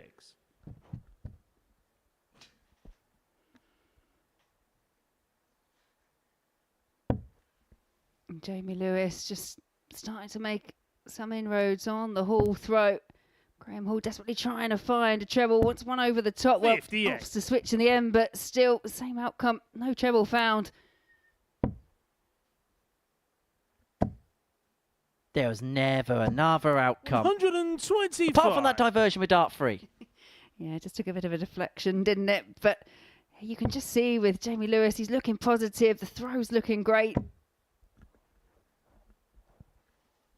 100. Jamie I suppose the require biggest thing is what 140. he wants to do. But if he wants to have a real go at this again, the game is in a real good place to have a real assault at it. You just get that sense. If he could just tidy up in a few areas, and when we say tidy up in a few areas, maybe a little bit of dodgy doubling here and there, which actually 6. tonight he has Graham, you rectified. 2 require from 3, 4 from 5 158. in his 2 games so far, averaging 98 in both of his games that he's played so far this evening.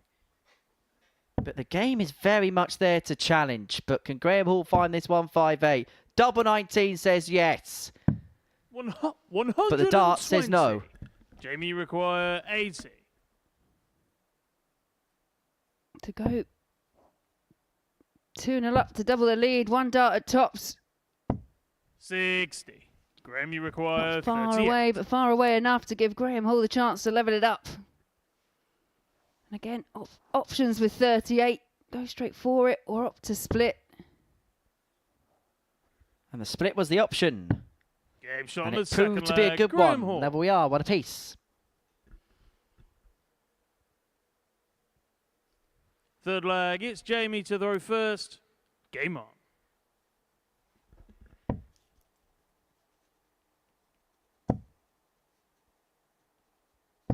One hundred.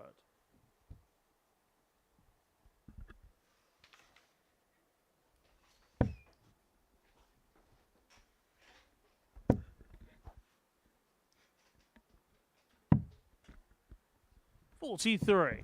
Yeah, loose starts there from Graham Hall.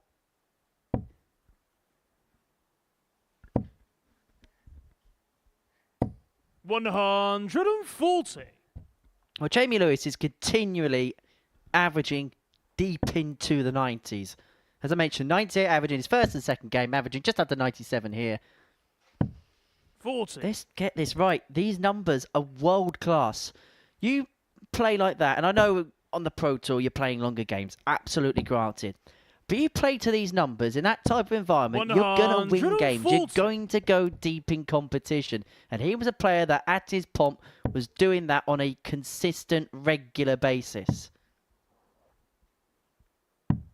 46. Jamie require 121. Yeah, 61 left and Hall way back. So options. So double 18 for a 1-2-1. 85. Width of a wire away. But he's left Graham Hall in the tailwind in this particular leg. Nowhere to be seen. 60. Jamie require 36. So this, for as comfortable a hold of throws you'll Yeah, see. shot on the 13 third darter, leg, Jamie 2-1 Lewis. Jamie Lewis. Fourth flag, it's Graham to throw first. Game on.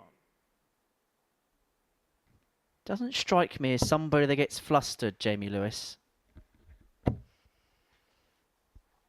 No, he does seem very much in control. And 95. even when he's been up against it and trailing in matches where he's had opportunities, he still remains that kind of consistent in terms of the way he conducts himself on the stage.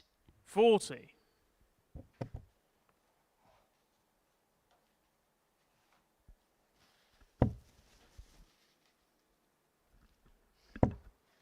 Two players very cool, calm, collected in this one. You might see a little bit of 100. emotion in the next as Jamie Owens takes on Alex Moore. Two players that very much wear their heart on their sleeves. Yeah, they wear their heart on their sleeves, but they're also really 134. amongst the mix to battle it out. There's one place left remaining in tomorrow's finals. 3 players still in contention, including Jamie Lewis.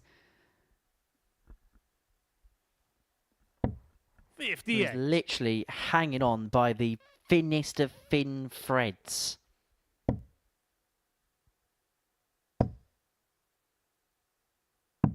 $99. There's an argument to suggest that outside of Graham Hall, he's actually been the best player in the group. To hit his bottom and picked up 1 win.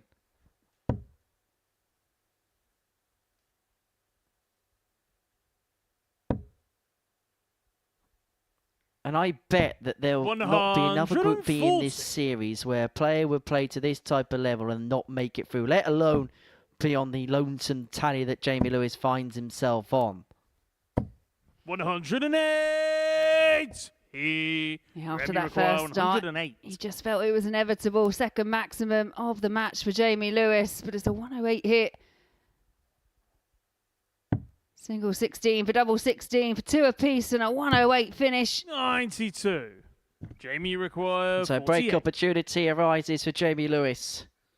Chance to really take a stranglehold of this contest. He does exactly that. Jamie Lewis. 13 darter in the previous leg, backed up by a 15 darter there, and the Jamie Lewis average just underneath the ton mark. Game on.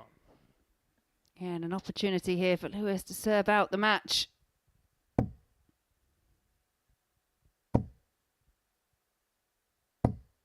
$45. Yeah, first little reaction there I've seen from Lewis was only slight, but you could see he was disappointed. When you've got that chance and you're throwing first, and it is for the match, you know, if you can put in a couple of trebles, then it just puts all the pressure on your opponent. Just like that.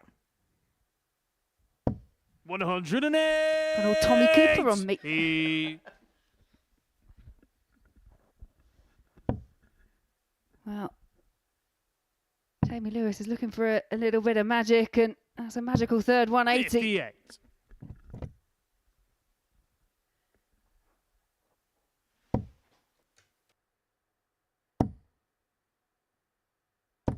$140. Well, these are magic darts from Jamie Lewis,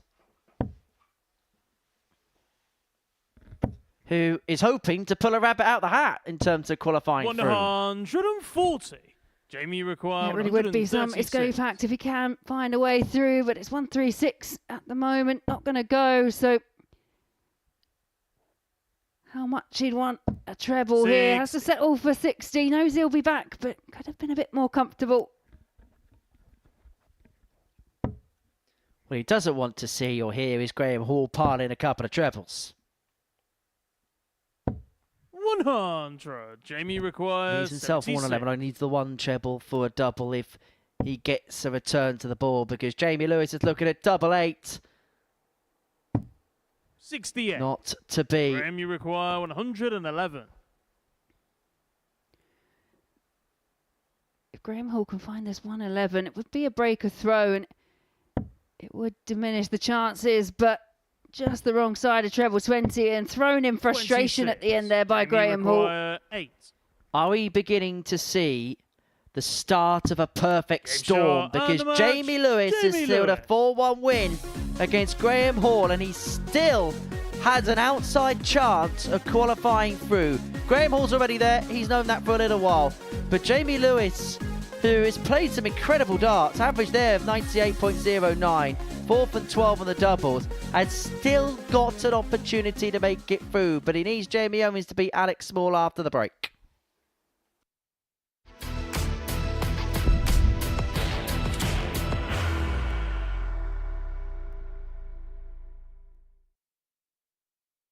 Are you ready to lift that trophy, Darius?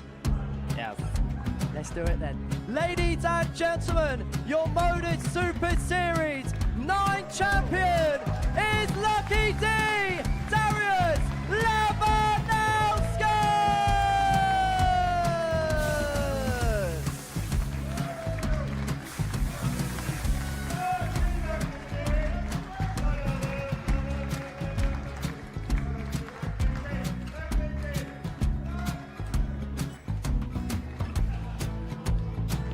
Well, what a wonderful night of darts we have seen, and we are ready.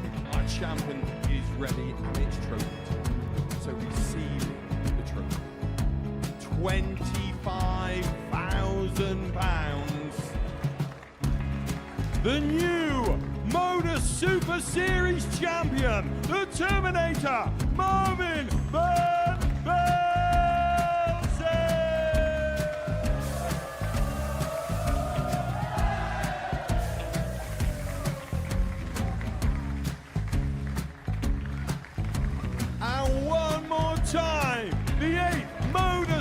Super Series champion, the Terminator, Marvin Van Velzen. And the new Modus Super Series champion is Andreas Dirty Harrison.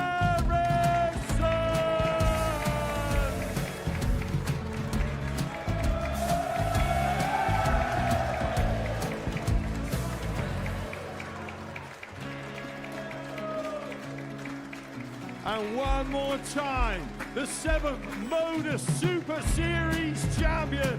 Give it up for Andreas Dirty Harrison. The moment we've all been waiting for. Would you please show your appreciation for your Series 6 Modus Super Series champion, Scott Taylor?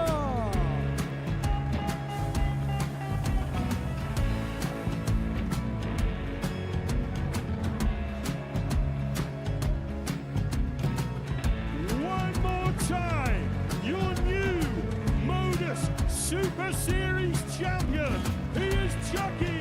He is Jim McEwen. Ladies and gentlemen, your Modus Super Series champion, retaining his title, the Nuke, Luke Littler!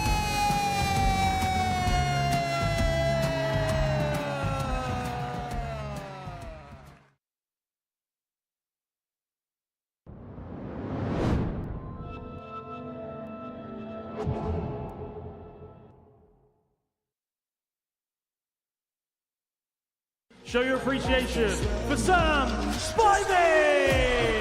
It's Shane McGurk! Scott Campbell!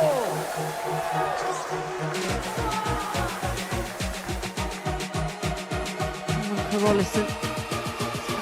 Expanding. Oh, Shot magical. of good leg. Absolutely magical. Double 12! Yes! Get in there, Lee Cox! The Dutchman is on the horizon. But Shane McGurk is the week 4 champion. You see a massive turn opportunity. Shot of good Simple, leg. bish, bash, bosh. Winning chances, and this time it is taken by Sam Spivey, who picks up the week 3 title. Look at this. Tops. Oh, wonderful. Scott Campbell with a lethal checkout. Scotland. John Henderson enjoyed that. You're stronger now than you ever been. You gotta leave now, it's time.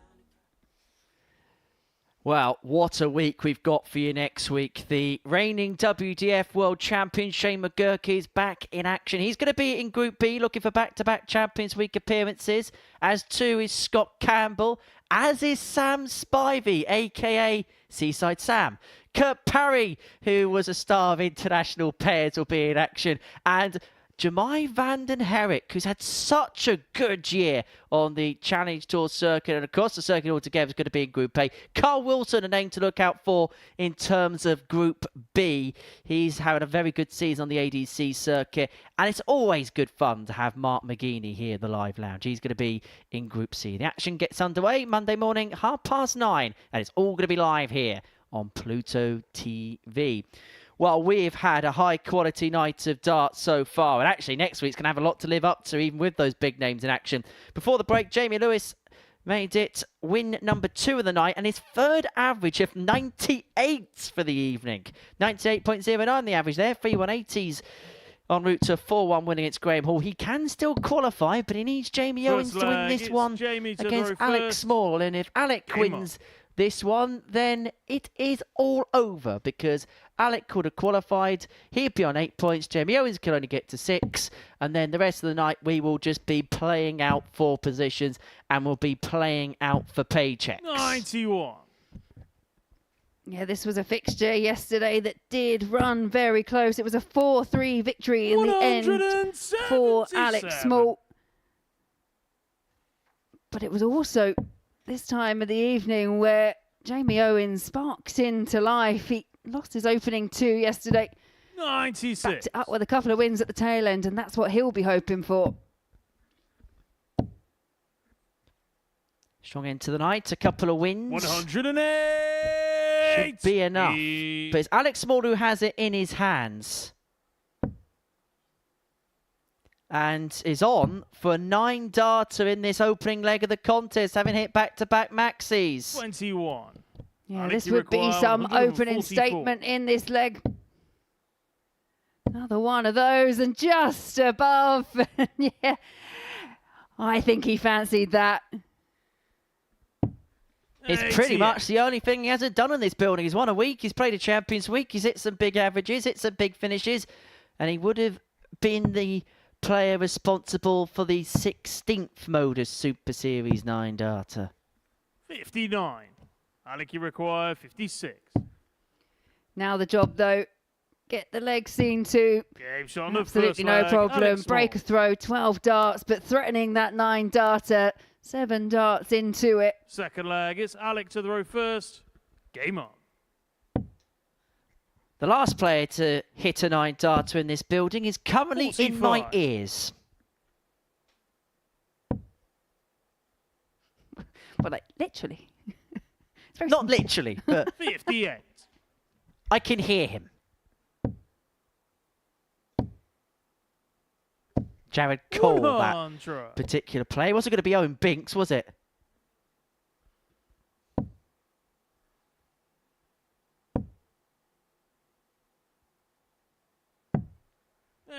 Although some legendary players have taken up spotting. I suppose the most famous would be Eric Bristow.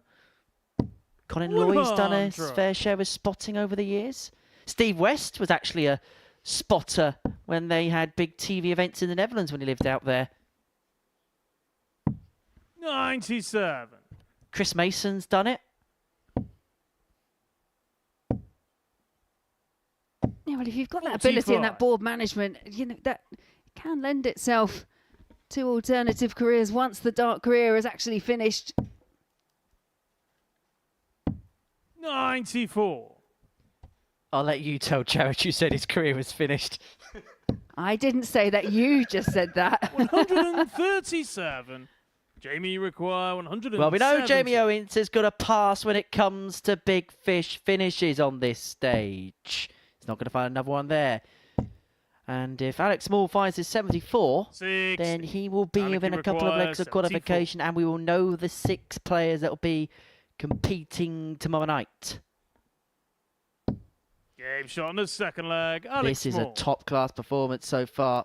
100.2 the average, 2 for 2 on his doubles. Third And leg. 2-0, it's Jamie Alex to Small throw leads, first. much to the frustration Game of on. Jamie Owens. Yeah, shake of the head, wipe of the brow there by Jamie Owens. He knows he's up against it once again. 60. And you have to say, for Jamie Owens, he hasn't performed badly throughout this evening. He had just under a 90 average and a 4-1 defeat 100. to Jamie Lewis. Had a 4-1 defeat at the hands of John O'Shea as well, averaging around 85. And like I say, hasn't done a great deal wrong. Maybe a few 100. spurned opportunities at the outer ring. But I just find when you have a group like this, you cannot afford to make many mistakes. 91. It's been one of those nights where any mistake has been punished. I mean, looking at the double stats of the players that won games this evening, 4 from 7, 4 from 6, 4 from 5, 4 from 7, 4 from 8, and 4 from 12. No one's won a game tonight with a doubles percentage underneath 33%. 60. Jamie require 161. But Jamie Owens has got 6 darts here from 161 to pull one back. Oh, bit of a fumble, and yeah, the flight's come out as well. 105. But it was worth the wait in the end. Found the treble 20. 60. To half Jamie the gap. require 56. And he has got all the time he wants. Game shot on the third 15 leg. dart Jamie response, Owens. back to 2-1. But the problem Jamie Owens has got is that's only a leg on his throw. Fourth leg. It's Alec to throw first. Yeah, but he Game on. has to start somewhere. Now it's trying to find a way to break Alex Small, and if he keeps playing the way he has been, it's going to be a difficult task.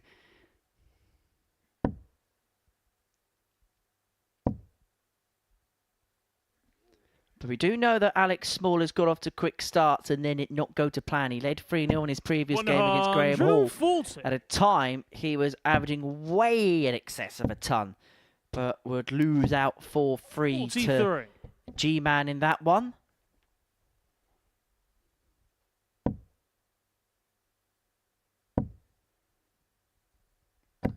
$140. Sounds like a superhero that Audi would make up because they haven't got the rights to the actual superhero. 47.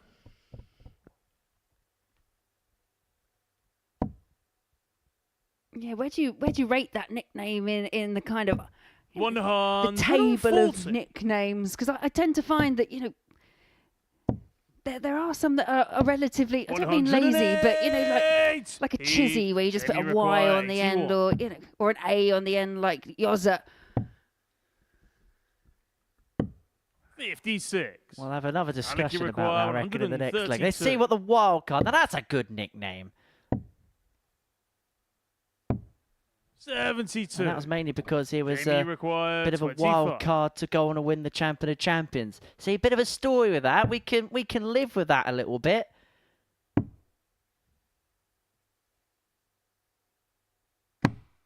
$9.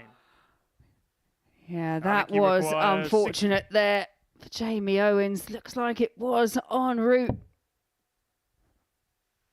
It's 2 darts for tops here, and only one needed for Alex Small. It's a holder throat, but it was a big opportunity, you feel, for Jamie Owens to level the match. It's Jamie to throw first. Well, 3 from 3 on the doubles there, Alex Small, and he's within a leg of qualification. But yeah, you think about it, tomorrow could be quite a superhero kind of night. You got Iron Man, Kevin Paness. You got the Riddler. You got the Joker. 100. G-Man. The wild card sounds like it could be a superhero. But next week we've got the greatest superhero of them all, because Spivey Man will be back. 97. Yeah, there does seem to be a bit of a running theme, doesn't there, with dart players and their nicknames, and kind of either getting one of the heroes 57. Or one of the superheroes or one of the supervillains. 98. Jack Garwer's got a nickname. His nickname Gob. I wonder why.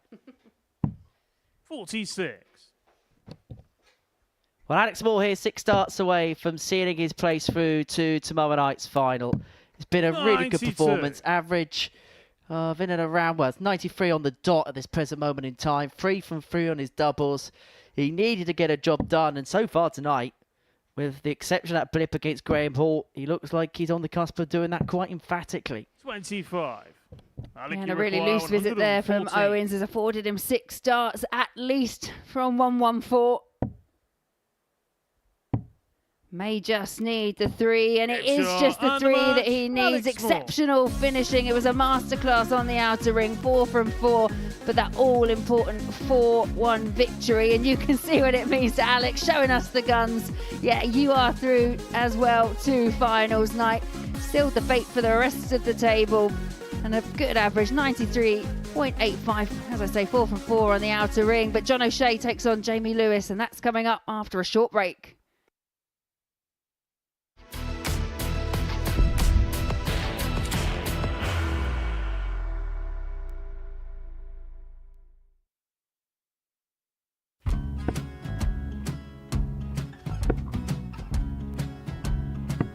$54. Charlie McGuire, 164.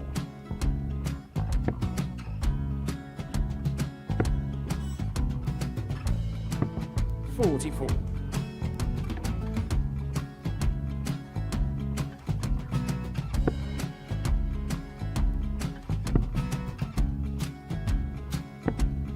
$32. Charlie require 120.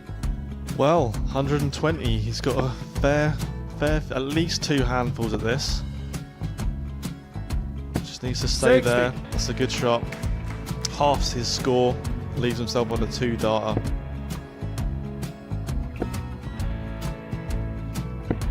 $26. Charlie Time on his require side 60. to become back-to-back singles champion.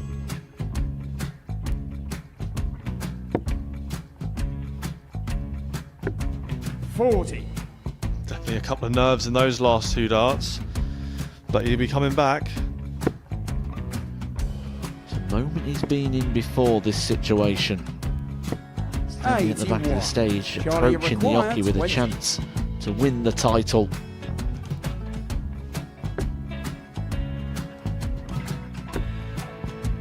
He did this to win the first title, if you remember. 11. I think he's gone. Georgia I think require he's gone to 180. bust it, maybe. The first title he won, he wanted 20. He went 6-7-7 to win it. He had a chance to replicate it again. Yeah, I get the feeling that was for a bust, and 39. on that situation there, George require Scaife wasn't even 9. able to take it out going to the 18s on that switch. Yeah, I think he just panicked a bit, but he's done well to get that big one. Sometimes can be the hardest part. Georgia requires This is it. 79. It's got to be 19s.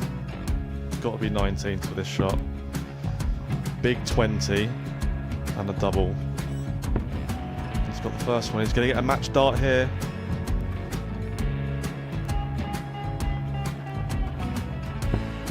$59. Charlie Threw the entire require body into that 8. one. Just didn't want to let go of the dart.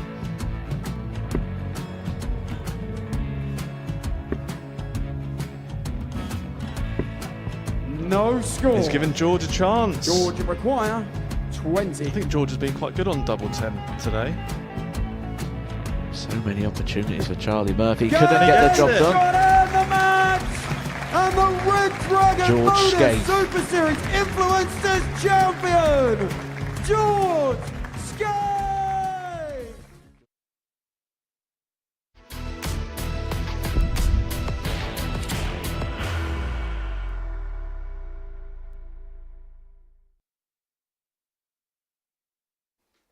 Welcome back to the Modus Super Series. Before the break, Alex Small got the better of Jamie Owens by 4-1, which means that we now know the 3 players that have made it out of this Group B on this Friday night. One of them is playing now. That's John O'Shea. We'll see him tomorrow night. As for Jamie Lewis, well, actually, what happened in the previous game is actually seen him bump up a spot. He may earn a little bit more prize money, but 4th is as high as he can go, and he's going to be saying goodbye to us following this particular game. But he must be thinking, what on earth has happened here? He averaged 92 for the night last night. Did miss a lot of doubles, mind.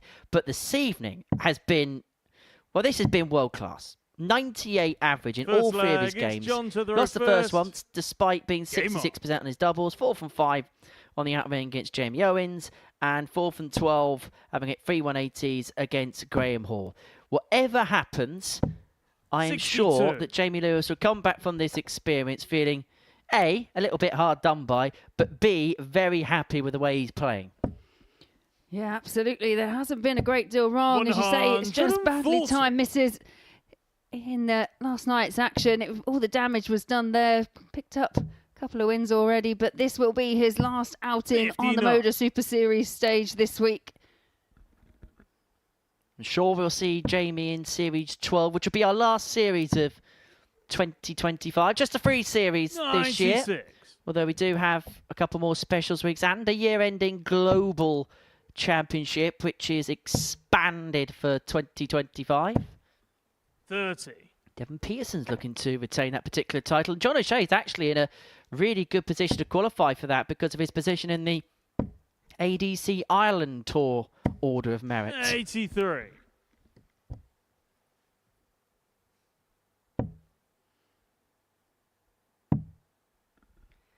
Yeah, Jamie Lewis at the moment looking to 57. continue where he's left off his last match, or where he's been pretty much throughout the entire evening. 58. I know results speak for themselves, but it does feel like a slight sense of injustice as far as what's happened to Jamie Lewis over the course of the last couple of days. 100. Jamie require 124.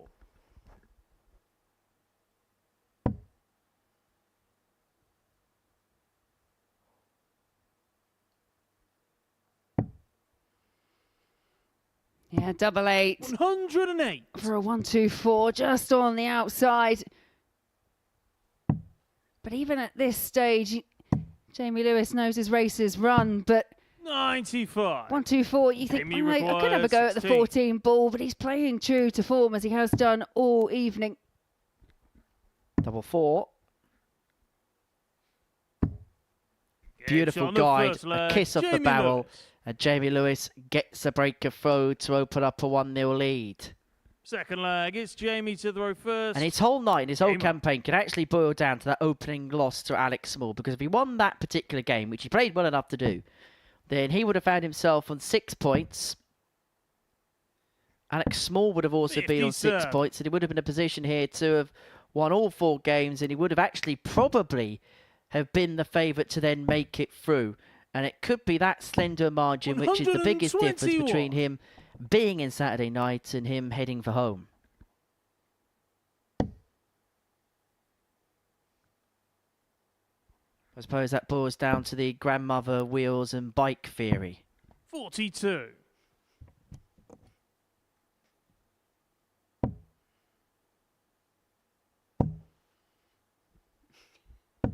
$60.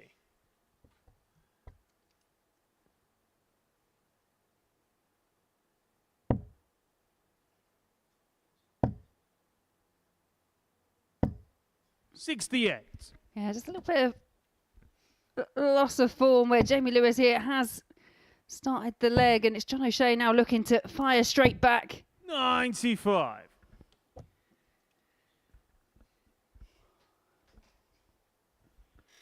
Yeah, for John O'Shea, it's been a relatively successful campaign so far. 2 wins yesterday, picked up the initial 2 once again 100. today. Still got one more game. He'll be seeing us out for this evening's action in the last match against Alex Small. 140. Could be a player for second position if Jamie Lewis wins this one. But O'Shea looking to get back on level terms and looking to get the break back in this particular contest. 43. John, you require 85. So 85 for O'Shea to square up at 1 apiece. Doesn't have to chase the ball.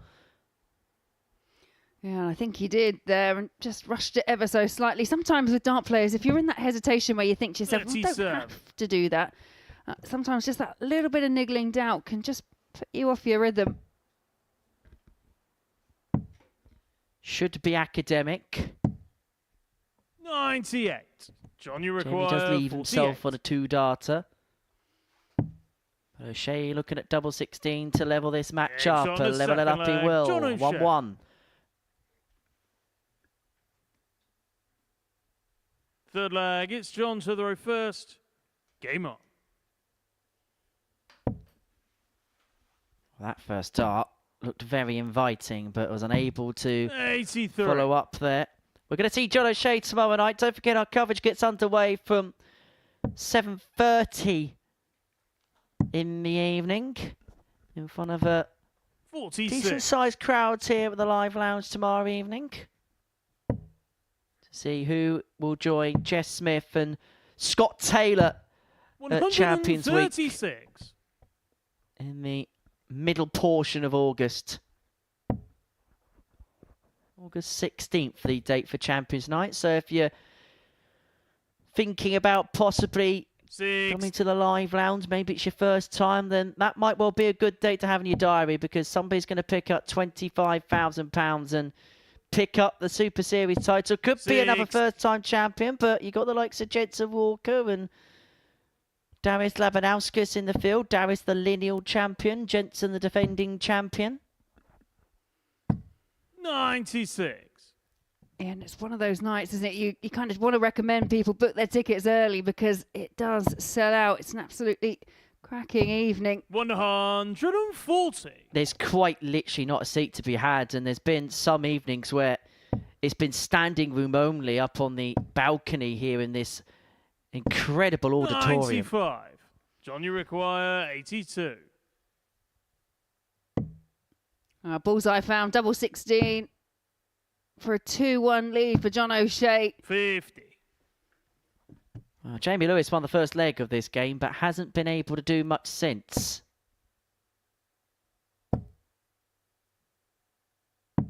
97. John, you require So 32. double 16 for O'Shea to put himself halfway towards victory. Game shot on the third leg. John O'Shea. Solid, probably the best word to describe this so far. Couple of 6-visit legs. Sees O'Shea Full 2-1 to the flag, good it's for 1-0 Jamie to down. throw first.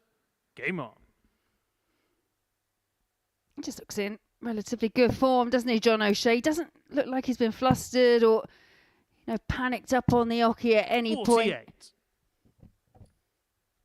Well, it was interesting he was saying yesterday in his pre-match interview that he's just taking the pressure off himself. He's just going to go out 22. there, enjoy it, and if he wins, then yes, it's going to be a source of tremendous pride, but if it doesn't work out, it doesn't work out. It's as simple as that.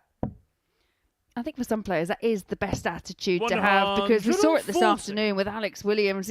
You could see in his face how desperately he wanted to make it through to Saturday night finals, and it was completely in his hand. He was one leg away from 100. securing that place, and I just think the additional pressure that he was putting on himself, it kind of just made him play in a different kind of manner, and unfortunately for him, it's he's on his way back home. 100. Brian O'Man pipping him to the post. We'll see. The 41. ADC Western European #1 in action on Saturday night. On the first 2 events of that particular tour season. They'll be hoping to pick up the first weekly 140. crown here on Saturday night. But Jamie Lewis here in a very good position to level this match up at 2 apiece. He's got all the time one could 85. want. Jamie, you require 73.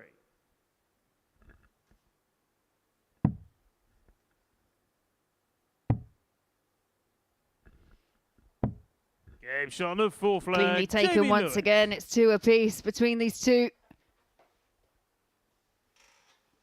Fifth flag, it's John to throw first. Game on. Yeah, 2 more games to come after this. Graham Hall will take on Jamie 60. Owens. And then Alex Small will take on John O'Shea. John in Game 8 is only at the halfway point of his evening. That's how Group B can work. And Jamie Lewis, at this point, is rounding his night off. 93.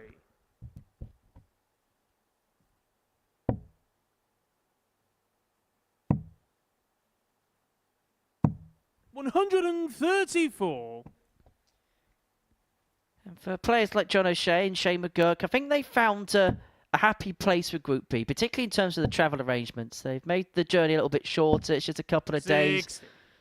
I don't know the full ins and outs of when and where John travelled from, but I know in the case of Shane that he gets a flight from Dublin Airport on Thursday morning and then flies 100. over to the UK around about lunchtime, gets to Portsmouth mid-afternoon, has a bit of tea, and then gets ready for a night worth of darts. It seems to be something we're seeing a lot more from 108. players from the Emerald Isle, that kind of shift pattern. Yeah, and it makes sense, doesn't it? Especially if you've found a group that you're 95. quite happy and able to qualify through as well. I mean, Group B is the one which the most players do come through. It's 50% of the final field that head from Group B into finals night. 100. John, you require 112. He's had 3 ton plus finishes tonight. 80. It was almost a 4th. Jamie, you require 68.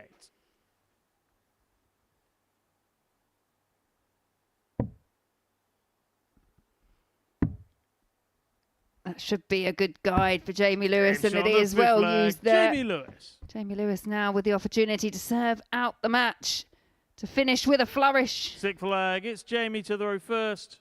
Game on. In some kind of sickly and twisted way, if he finishes on 6 points and narrowly misses out, it's going to be a 140. heartbreaker for him because he's played so well, but yet got so close. And he will know what that margin was which separated him from tomorrow night. 84. Yeah, we said it this evening before the show. It was always going to be a tough ask when you come in tonight too without a win under your belt, and then 100. you almost felt like Jamie Lewis's fate was sealed when he went down 4-2 to Alex Small. There was just a glimmer of hope, but you're relying on so many other results. And 121. as I say, there's plenty that Jamie Lewis can take away from this because his level of play has been outstanding. I know it's difficult to see when the results don't go your way, but there's so many positives he can take out of the last 2 days' worth of play here, Jamie Lewis. 58. And he looks like he's getting towards the type of level which is going to see him very competitive again, which will see him potentially challenge again. 60. Yeah, looked a bit frustrated at the way that those darts landed in the board, but he's first to a finish.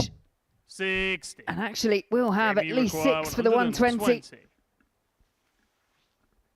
How he would love to save his best finish for last. He hasn't had a ton plus checkout this week.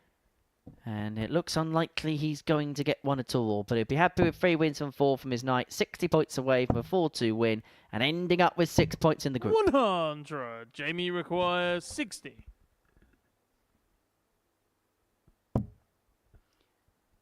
Nice clear tops bed. 40. Oh, but couldn't make the Johnny most of it. You almost felt the way he'd been finishing that was almost guaranteed to go in. And now it's double 12 for John O'Shea to level it up at 3-all. It's double 6 that's found in the end, but it is 3 apiece.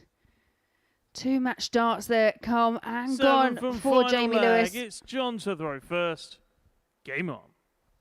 Well, it's only the second game tonight that's gone to a 4-3 scoreline. The other one, Graham Hall's win over Alex Small. 99. And overall, it's been we've talked about the high standard, but I think it's been a really enjoyable evening. And I think the players would probably agree. They've all played a really similar pace, and it just feels like they've all got the best out of each other as well. We talk so often about groups having dynamics, and the dynamic of this group has just seemingly been spot on for the very first dart. There hasn't been, and I'm having a look at 59. Both nights, there hasn't been one bad game.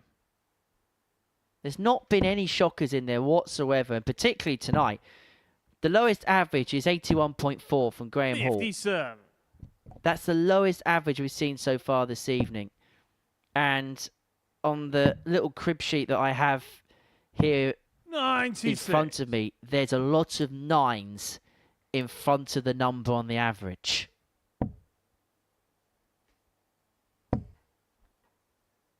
In fact, tell a lie, Jamie Owens had an 80.42 against Alex Small last time out.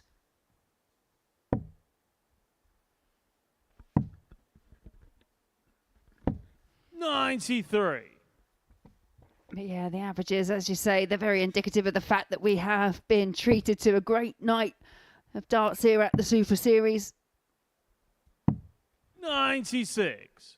John, you require 154. Well, John O'Shea has got 3 Tub Plus finishes to his name. He's not going to round the night off, well, round this game off with a Tub Plus finish. 134. But he could Jamie require get it one in his next visit if Jamie Lewis cannot find 155.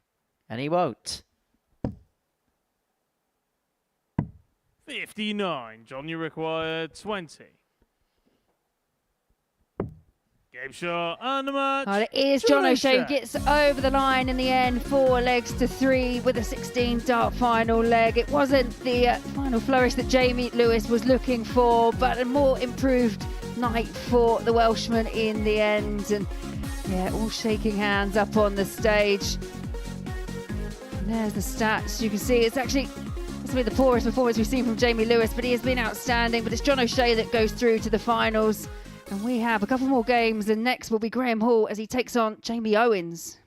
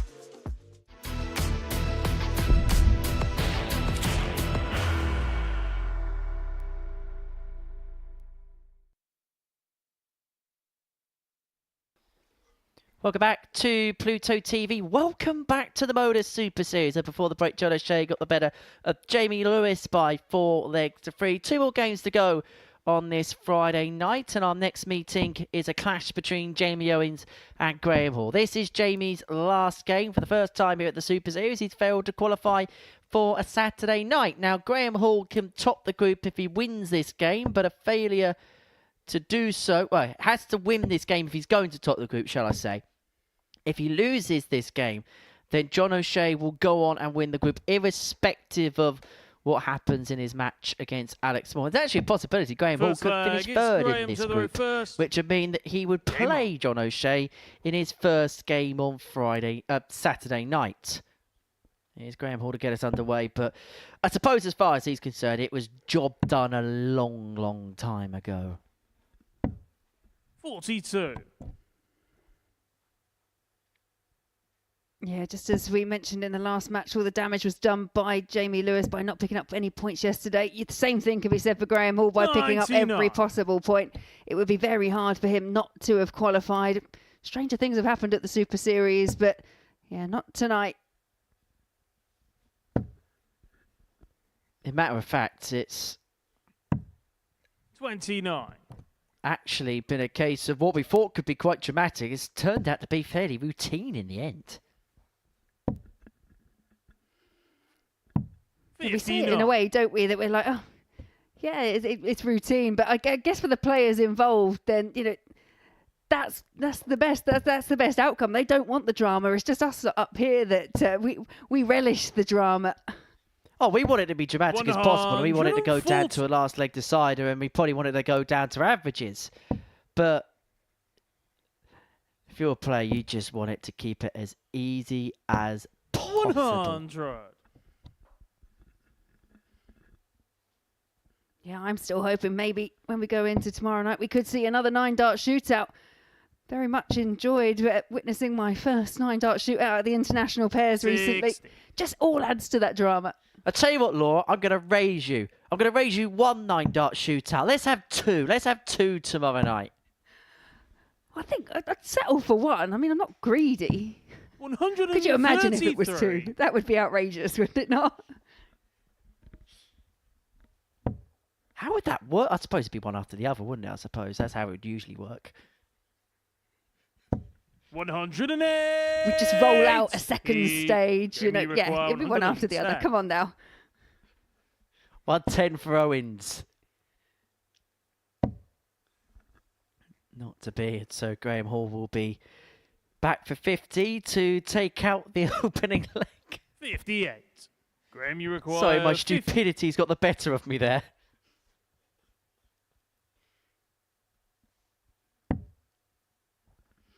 Well, it's double 16 for that opening leg. And double Gets on the 16 first found. leg. Second Graham dart of Hall. asking.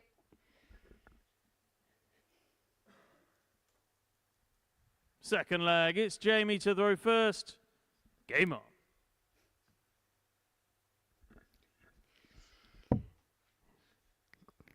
Yeah, Graham Hall, quite quick to work out where all the cameras are here at the Super Series. We do like a little stare to the camera, don't we? A nod to the fact that we are still all out here. It's something that you see more and more often now with players. They're more visually aware with things where 95. even probably 10 years ago, you'd say that players that play on the big stage, it doesn't happen often. They could sometimes be shrinking violets when in that particular environment. 55. But now it just comes part and parcel of it. Every Pro Tour event is streamed. So Women's Series events get streamed. Euro Tour events get streamed. The Super Series. A lot of places you go now, you get a camera shoved in your face. 44. A lot of players are relishing that. And particularly the younger players. I suppose you think about the context of life, I suppose, where everybody's got a camera on their phone and 96. everybody's filming everything. You just become so accustomed to that environment that when you come here, and we mentioned Cam Crabtree earlier, 115 average on his debut. That's just because I suppose you get so used to being in that kind of environment now. 100. I didn't think we'd be contemplating big factors of life this time in the morning now. We've ticked over to the 31st of May. Come on, we've all been 100. there, haven't we? 12:30, and we've been talking about the theory of everything. Yeah, but I'm normally at home in a pair of PJs with my feet up and a glass of wine, let's be honest. It's not... 128. Jamie Well, Owens require here looking at 150. 150. And he's going to go the conventional way. He's not going to play up to any shenanigans in this contest. 58. Graham, you require 134. No, Owen's looking relatively perturbed. He'll know the fact that he won't be able to get through, but he still wants to make inroads in every match that he's playing. And of course, Jamie Owens, he loses this game, he will finish bottom of the group. And 58. I'm sure that when he Jamie arrived require here 92. yesterday evening, that was not what he expected to happen. Yeah, and I'm sure when he came here today, he would have thought, you know, he's put himself in a good position. He picked up those couple of wins, and because he's had 56. success here before, and we were Jamie actually requires talking not 76. necessarily about whether he would qualify, but actually when he was going to pick up a title. And as we said, the first thing is to get through the group, and it's just proven to be a really tough group to come through. It's been a group where every mistake has been punished. Game shot on Just the like second that. leg. Graham Hall. A game Third which is leg, definitely it's being Graham to played throw in first. good spirit between Game the on. pair. I get the sense that everybody's got along in that practice room the last couple of days. Yeah, I've kind of poked my head in before the session started, said hello to everyone, and yeah, 59. absolutely. Seems like a great group of players in the back room. And that can really help your experience here as well. I know when you go up on that stage, when you toe the oche, then 58. it's all about the win. It's all about getting across the line. But if you can actually have that kind of camaraderie in the back room as well, really makes the whole experience enjoyable.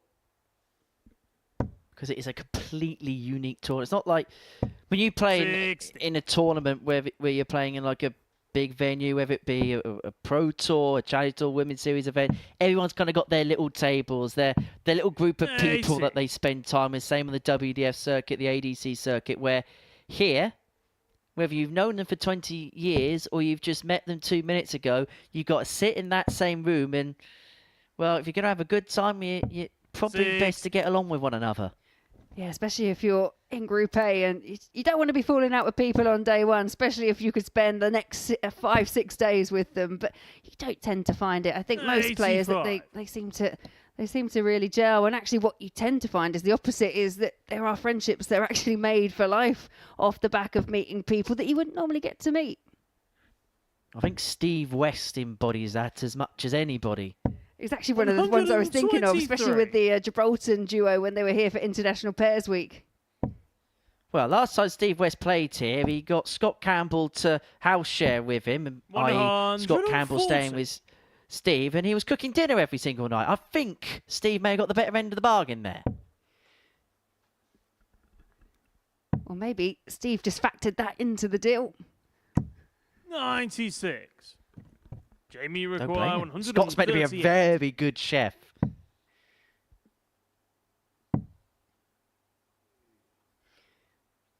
Yeah.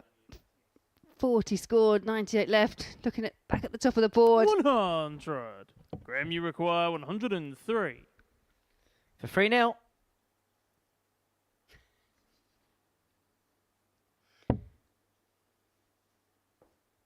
His first ton plus checkout of the night. If he can find double 16.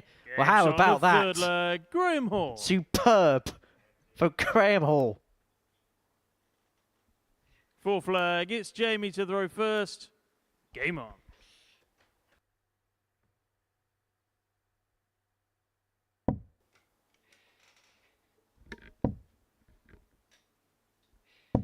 $140.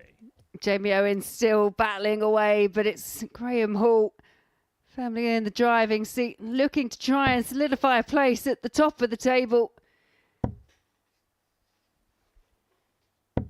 140.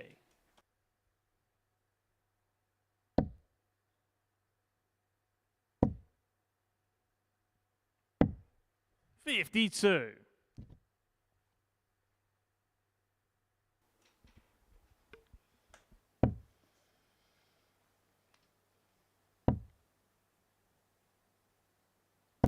$85. For Jamie Owens, it's going to be a couple of days, he mentioned, of a sweet source of disappointment. He'll head back to Stockton on tees on the conclusion of this game. But is he going to give us a parting gift, I wonder? Yeah, we do remember that spectacular 170. He got to make it through to a weekly final. Needs the ball for an absolute showstopper. 122. An absolute growl at the board there. He fancied that.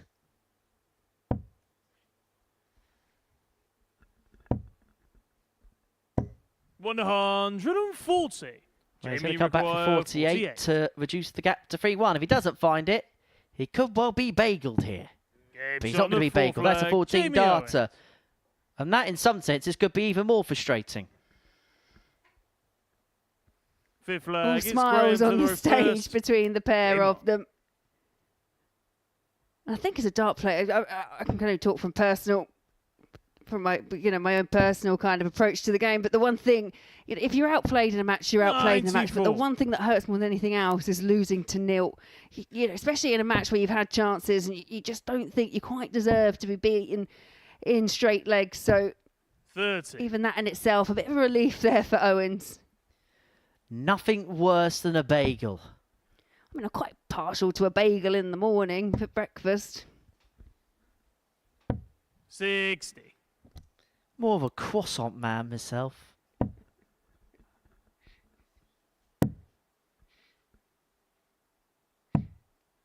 $31.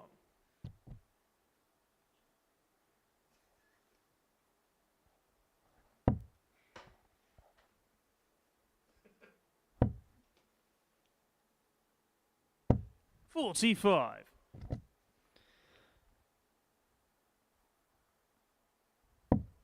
Well, Forget about breakfast. It's going to be tea time tomorrow where 6 players will be 100. jostling it out. And look, it could be a case of if you're watching tomorrow night on Pluto TV, enjoying a nice Saturday night takeaway in the darts. 92. Had a beautiful takeaway this time last week. Oh. Chicken tikka boona. Peanut rice. 140. Superb.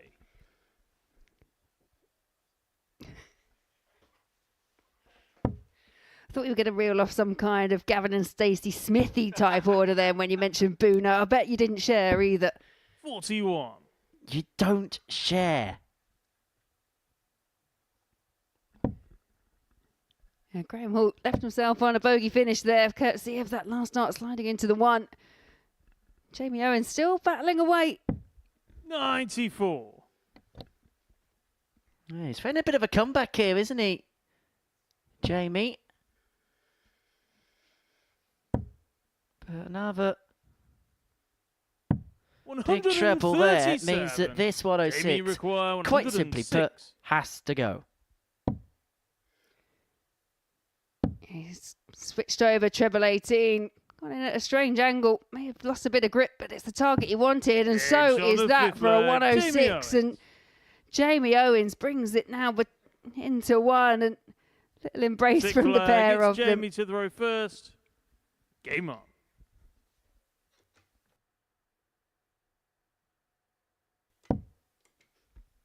Well, this game's still going.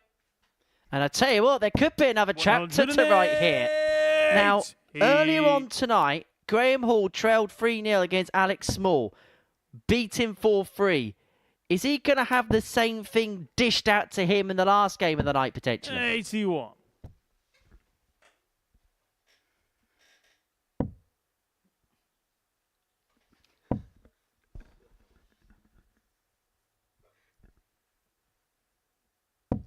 $38.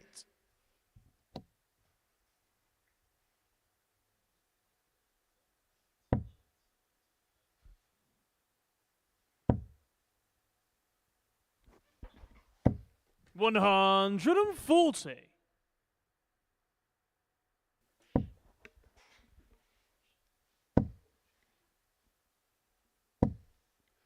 $121. Yeah, one slight mistake with the 38 there from Jamie Owens, but the 180, the 121, again, it's put him in a solid position here. 140. But back comes Graham Hall. Last few legs have been really handy from Jamie Owens. 45. It's good to see. He's showing what we've talked up and how we've known Jamie Owens to play here at the Super Series. Well, this could be it. Another one of them. Or does he look at tops? Tops looks at tops. Tops gets the first of them. Gets the second of them. What a finish from Graham Hall. A 140 out to get the better of Jamie Owens. He won all 4 games on Thursday night. It was a little bit more troublesome this evening, but he got the job done quite early. And he has finished off with a 140 finish. 2 ton-plus checkouts in that match. Coming up after the break, our final game of the evening. Alex Small takes on John O'Shea.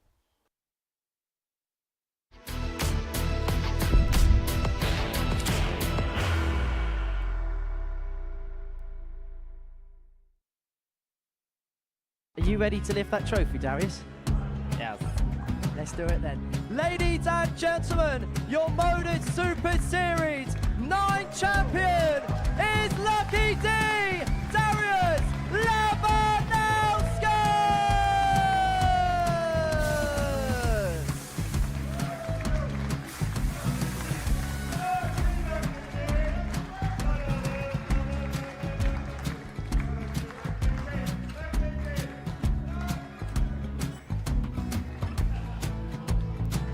Well, what a wonderful night of darts we have seen, and we are ready. Our champion is ready, and it's trophy time. So receive the trophy. £25,000. the new Modus Super Series champion, the Terminator, Marvin Van Velzen.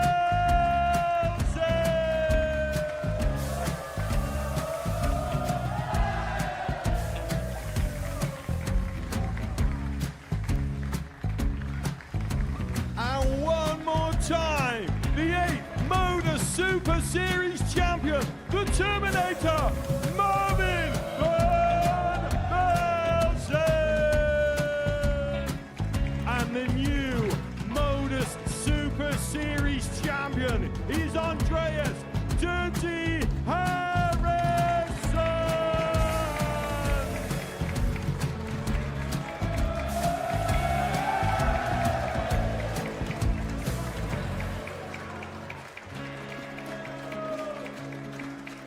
And one more time, the 7th Modus Super Series champion. Give it up for Andreas Dirty Harrison.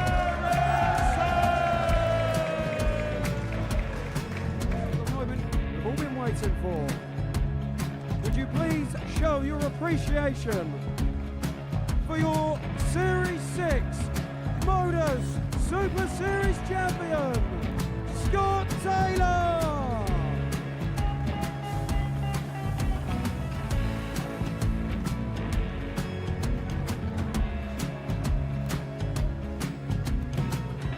One more time, your new Modus Super Series champion. He is Chucky. He is Jim McEwen.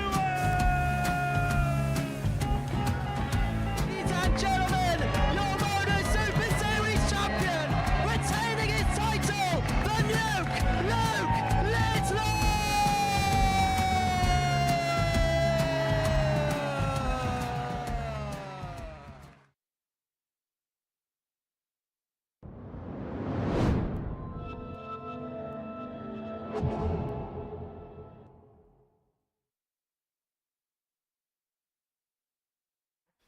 Welcome back to the Modus Super Series, where we've reached the final game of the night, and it's a meeting between John O'Shea and Alex Small. A win here for the Joker. We'll see him top the group, 12 points to his name. It would mean that Alex Small would finish third, Graham Hall would finish second, and it would mean that John O'Shea and Alex Small could actually play back-to-back games against one another, because they could play in the final game tonight and their first game tomorrow evening if O'Shea wins this one. First Alex leg, Small, it's regardless, Alex to throw first. is going to finish third. Game he on. can't do anything more than what he has done going into tomorrow evening's finale. 140. Yeah, and I think for me, I've seen some real improvement in the consistency from Alex Small today. And you could probably liken it to his Group A 140. campaign, because he wasn't really in a position to beat in Group B. It was actually Brian Roman that held that third spot for quite some time. And it was, again, a really good passage of play on the last day that saw him secure a place in Group B. And then it was a good passage of play today, including that threat of a 9-darter. Went 7 darts in that sees him secure third spot and a place in the finals.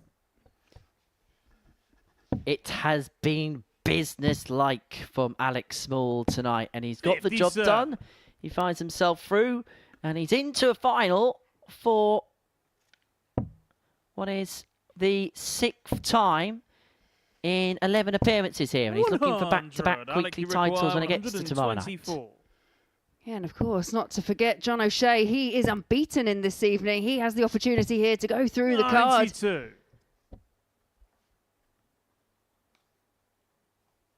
And if he does it, he will be the top protagonist in this group.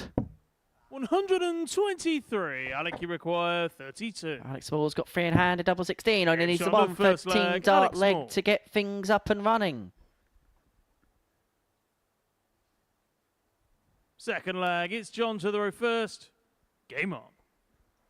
I have to say, tomorrow night has got a little bit of living up to do on the basis of the standard that we've seen over the course of this evening. And sometimes when you get to finals night, it's 45. all the hard work, it's all built up for that evening, and it can be a little bit tentative. But I do think with the group of players that we've got, I'm quite hopeful that it's going to be another really, really solid and good 96. finals night.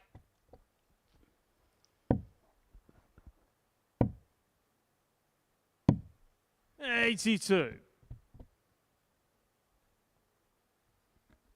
Well, if you are shopping about for some tickets for tomorrow night's finale, you can do. Head over to www.dartshop.tv. Tickets are available for every single Saturday night here at the Live Lounge in Portsmouth in 2025. 140.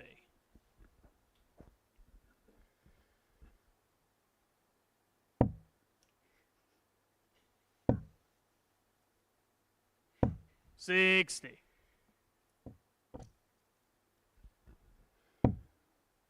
Yeah, obviously for these two, it is job done in terms of 108. qualifying for Only tomorrow require evening. But 152. for John O'Shea, he's in that battle for top spot with Graham Hall. 60. Alec, you require Well, that was mighty 54. unlucky. All three darts are hold close to the wire there. This for 2-0. Double 10 doesn't 44. go. O'Shea's got an John, you opportunity to require level up. 92.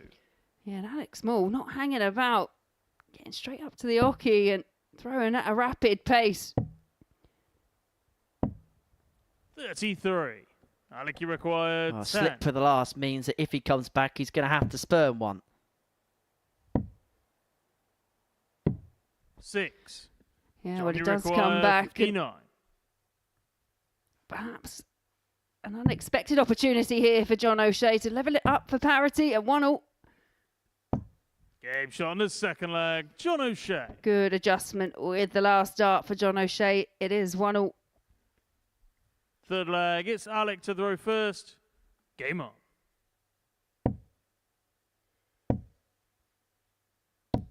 $45.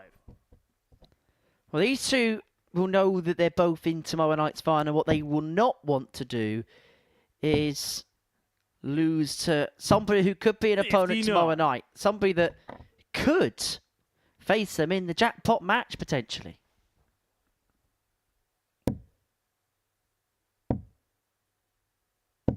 $100. No, whoever comes out of this, and I think especially for John O'Shea, if he can go through the card and top the table, then goes into tomorrow with just 99. all that confidence he can carry over. But again, tomorrow's a different day. You draw a line under everything that's happened Six. so far, and it feels very much more like knockout darts when you get to finals night. Well, it is a Saturday night where everyone will be talking about the 135. Champions Week.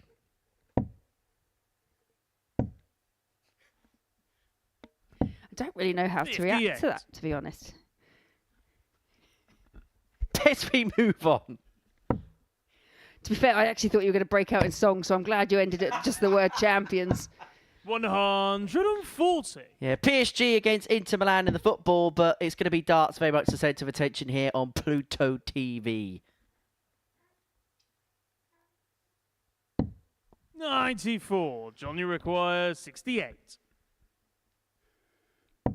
Show here with a break chance could just be the one dart, and it is, and it's at double 16. Game shot on the third John leg. has been John O'Shea. really efficient when it's come to the finishing, and we've also seen some really big finishes from him. That opening match, the Fourth 157, leg, the it's John to throw 116. first. Game on. He had the 146 in that match against Owens as well. Well, just delving through his doubling stats for the evening. 4 from 6 against Graham Hall, and then 4 from 8 in his 2 games thereafter. Yeah, very impressive indeed. Well over 50%. He's over that at the moment. He's 2 from 3, 66%. It's been impressive from the Joker. 140. Definitely no laughing matter.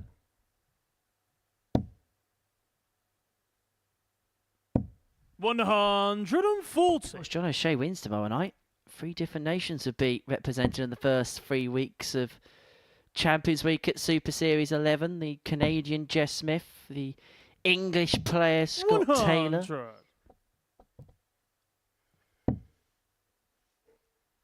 A couple of English players involved tomorrow night. Graham Horn and Johnny 108. Haynes. Could have a Belgian in Brian the Man. A Welsh player in Alex Small. Northern Irish player in Kevin Burnett. And a player from the Republic of Ireland in John O'Shea. 57. Alec, you require 81. Yeah, double It's 18. on the full flag. Yeah, Alex Small. efficient finishing from both players tonight. Well, both the legs Alex Small has won in this game Fifth have been flag, it's class. Alec to the 13 and first. an 11. Game on. And we're back level at 2-2. 41.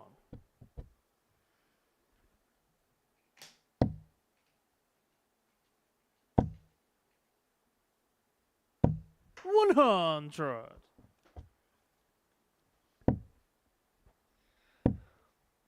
Well, this is the final game 60. of the day.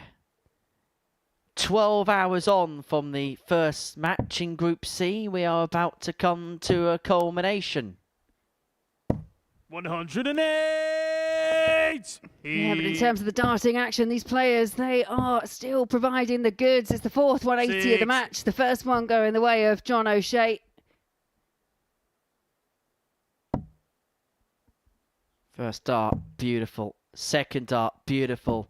140. Third dart, just above the wire, but he's left himself an 81 after 9.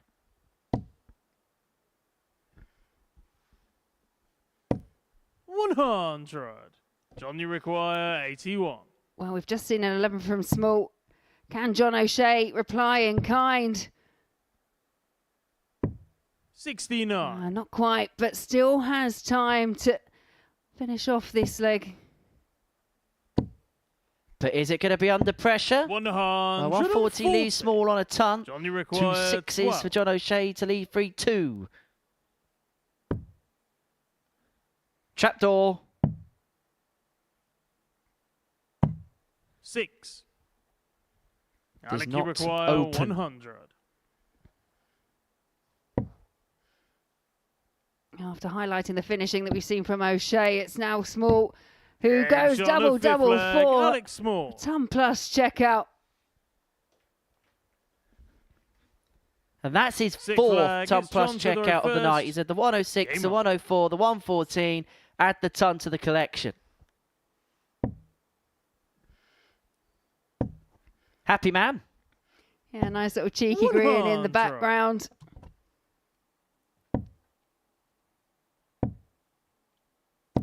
$81. And for Alex Small, his darting eggs have very much been put in this solitary basket. Not playing on the Challenge Tour this year.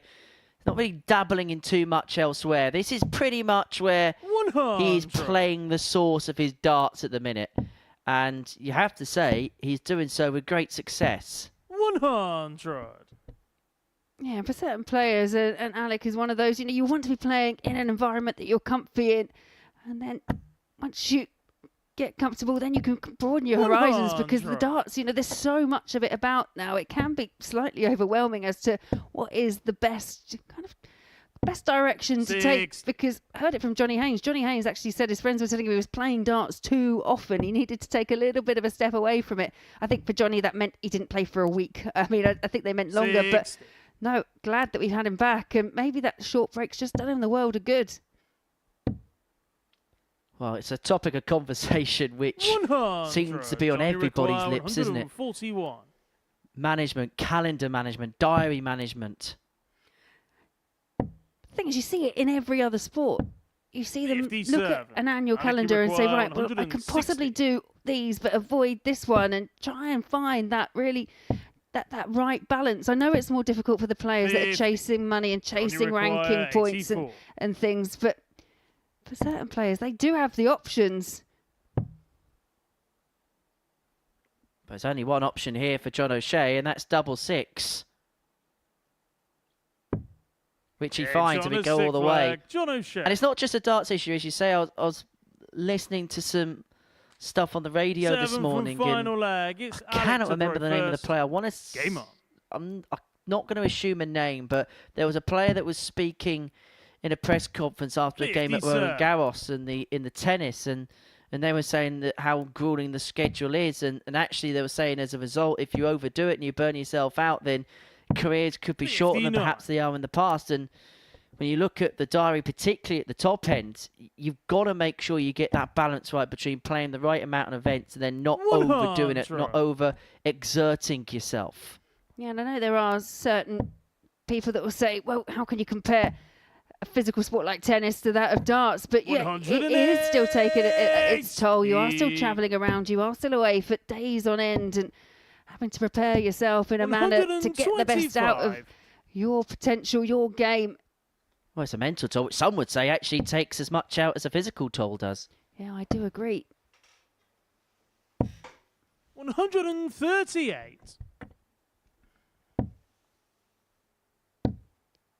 Well, a great last leg between the pair of them to finish off what has been an exceptional evening. It's John O'Shea with the first chance. 1-2-4 required. Needs treble 18. Not going to go. So, yeah, just that step back. Bit of disappointment there for John O'Shea working out what he's got left. Treble 18 should be the route. 56. Alec, you require 120. Well, he found the ton in the previous leg. Is he going to finish off with the 120? Double top to climb the ladder and to soar to success. Alex Small gets the better of John O'Shea 4-3. And these two, well, I think they've got along very well the last few days. And a nice warm embrace between the pair at the end of battle. So that means that Graham Hall wins the group from John O'Shea in second position. Alex Small in third. Those are the three qualifiers through. Small winning that game 4-3. Back-to-back ton plus checkouts. Reaction and analysis comes next.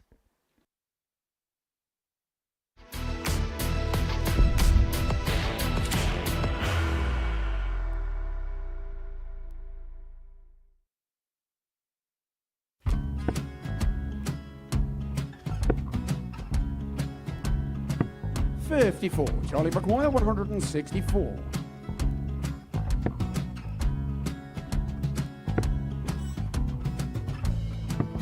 $44.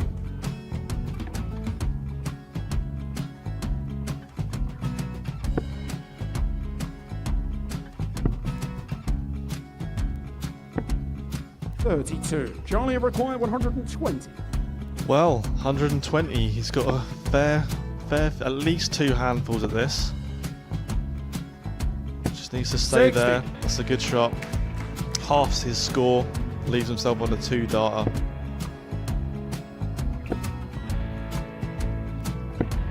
$26. Charlie Time on his required side 60. to become back-to-back singles champion.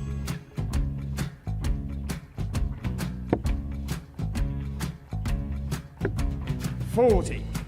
Definitely a couple of nerves in those last two darts. But he'll be coming back. The moment he's been in before this situation. Standing at the back of the stage, Charlie approaching the required Yoki with a 20. chance to win the title.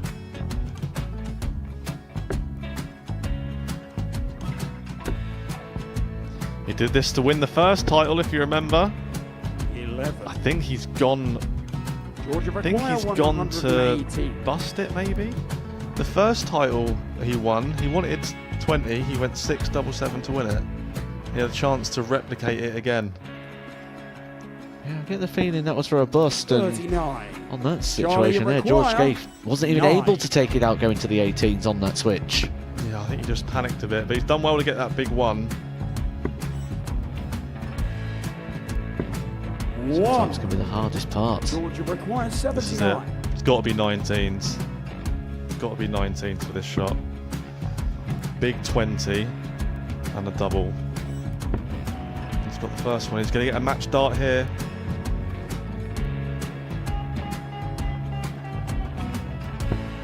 $59. Charlie Threw the entire required body into that 8. one. Just didn't want to let go of the dart.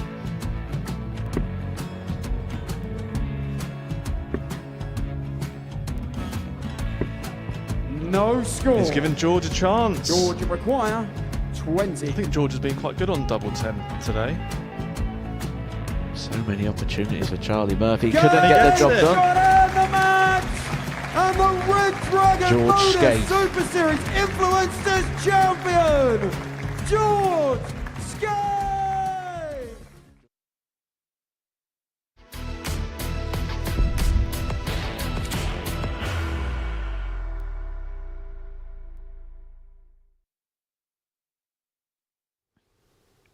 Welcome back to the Modus Super Series, where Friday's action has come to a close. This is what happened in the second half of proceedings. Graham Hall, Alex Moore and John O'Shea all making their way through. The two Jamies, well, they're the two that have departed. Messrs Lewis and Owens will leave us at the end of play tonight. Let's confirm that then by having a look at the table. And in the end, following 2 days worth of play, it's Graham Hall that's topped the pile. 12 points to his name. John O'Shea and Alex Moore get into that magical 10-point mark, which has sealed their progressions through to tomorrow night's final. Jamie Lewis and Jamie Owens, as you see there, have departed us. Laura Turner is still with us here in the studio to reflect on tonight's action. And look, Graham Hall, top of the group, won all four on Thursday night, and basically he did what he needed to do this evening, didn't he? No frills, but job done. Yeah, job done in the end, but it did get a bit sticky at times. Obviously, losing that opening match and losing heavily, that may have cost him. But yeah, the quality shone through in the end, and Graham, he fought hard just to hold on to that top spot. I think what we're seeing from Graham is we kind of know in terms of level where we're going to see him. It's going to be around low to mid 90s. He's got that extra gear if he has to go there as well. But I think there's now a reliability about his game, which maybe a couple of years ago he wasn't quite there. Yeah, he's obviously built on the experience, hasn't he? That he's had a couple of years on the Pro Tour. He's had some good success there as well, fallen off it, but you know that's then to our advantage. And we saw him peak yesterday actually with the 105 average. So he's showing those extra steps that he's got in his game. It's just whether it all comes together on finals night. But I've got no reason to doubt from what I've seen over the whole week that it won't. And the fact he's got previous here before goes in his favour too, doesn't it? It always does. I'm a strong believer that if you've got that experience and you've got that winning mentality, especially here at the Super Series, then that does breed confidence, and that's something more that you can take into finals night. Well, John O'Shea won 3 out of his 4 matches. And I suppose the key to his evening in particular tonight was the dub, and it was absolutely tremendous, wasn't it? Yeah, and to be fair, he could have gone 4 from 4. I mean, it was a strong performance in the end from Alex Small, but it was his doubling actually that kind of just let him down on a couple of occasions there. But up to that point, he's been absolutely magical. The 157, the 146, the 116. Yeah, he just seemed to... There was a magnet in the double for John O'Shea tonight, and yeah, put it to good use. And in terms of John as well, you look at the timing of what he did. That stands him in good stead when it comes to a Saturday night, doesn't it? Yeah, and it was that first match for me. It was a 4-0 win over Graham Hall, which was, at the time he was the table topper. It put him in contention actually right till that very last game for top spot himself. So, and you talk about the timing, and I've mentioned the big finishes, but they, 2 of those did come against Graham Hall and just denied him any chance in the first few legs at even a shot at a double. So, yeah, it was solid when it came to the scoring, but it was exceptional when it came to the finishing for O'Shea. And you look at John as well. I mean, he had success in the previous burn in Southampton, got to a final in his first appearance here. Is his time due now to win one of these? You wouldn't want to bet against it, would you? John O'Shea, his passion for darts and the sport, he absolutely loves it. John O'Shea doesn't normally make it easy for himself, but actually I think this progression into the final has been one of the most comfortable that I've seen him have here. He normally just, maybe makes it a bit harder, trips a bit early on, but today he absolutely made sure that he was getting into the top 3, and he did that quite early on, and then he kind of relaxed and we saw a bit more from him. So yeah, I wouldn't put it past John to pick up a title. Did we see Alex Small go up a level tonight? Definitely. You and I spoke about it, didn't we? And we said he was a bit patchy, a bit inconsistent yesterday, did enough to get a couple of wins. But what we saw tonight was, moments of pure brilliance. But when he wasn't firing in the big scores or the big finishes, he was backing it up with reasonable scores as well. So it was just the consistency, then threatening the 9 data. It was just a better night all round. Because he's the type of player that when we saw him here for the first time, I know he won the championship, but he looked very well. He got to a final, played well, and we've kind of seen him develop, and particularly over his last couple of trips here, into a player that just looks likely whenever he's on a big stage like this? He obviously looks, well, to me, he looks comfortable. He looks confident when he steps up on the stage. And what he did today, it was very businesslike. It was very efficient. And it was very much just making sure it was about getting into the finals. And again, he was another player. It was dubious. We thought could be between him, could be between Jamie Owens. Then Jamie Lewis was obviously in the running as well. So there was lots of permutations that were possible. But Alex Small shut them down straight away with the win over Jamie Owens. And look, we talk about Ton Plus finishing, 5 of them over the course of the night, couple in that game against John O'Shea to finish off. I suppose it's a similar question to ask about Alex that we asked about John O'Shea. If you play in those moments and you can get those moments right, you're going to play yourself into contention, aren't you? I just think everything that's happened, especially in Group B, it's really lending itself to what is looking like a very exciting finals night. We've got people that have just performed under pressure. They haven't backed down. They've actually upped their game as it came into like this very last session as well. We saw it with Johnny Haynes this afternoon, and we've seen it with the 3 players that have qualified tonight. Kevin Burness obviously had a couple of days off, but he was impressive in Group A. So, it's a great mix. It's conducive to what I believe will be a really good finals night.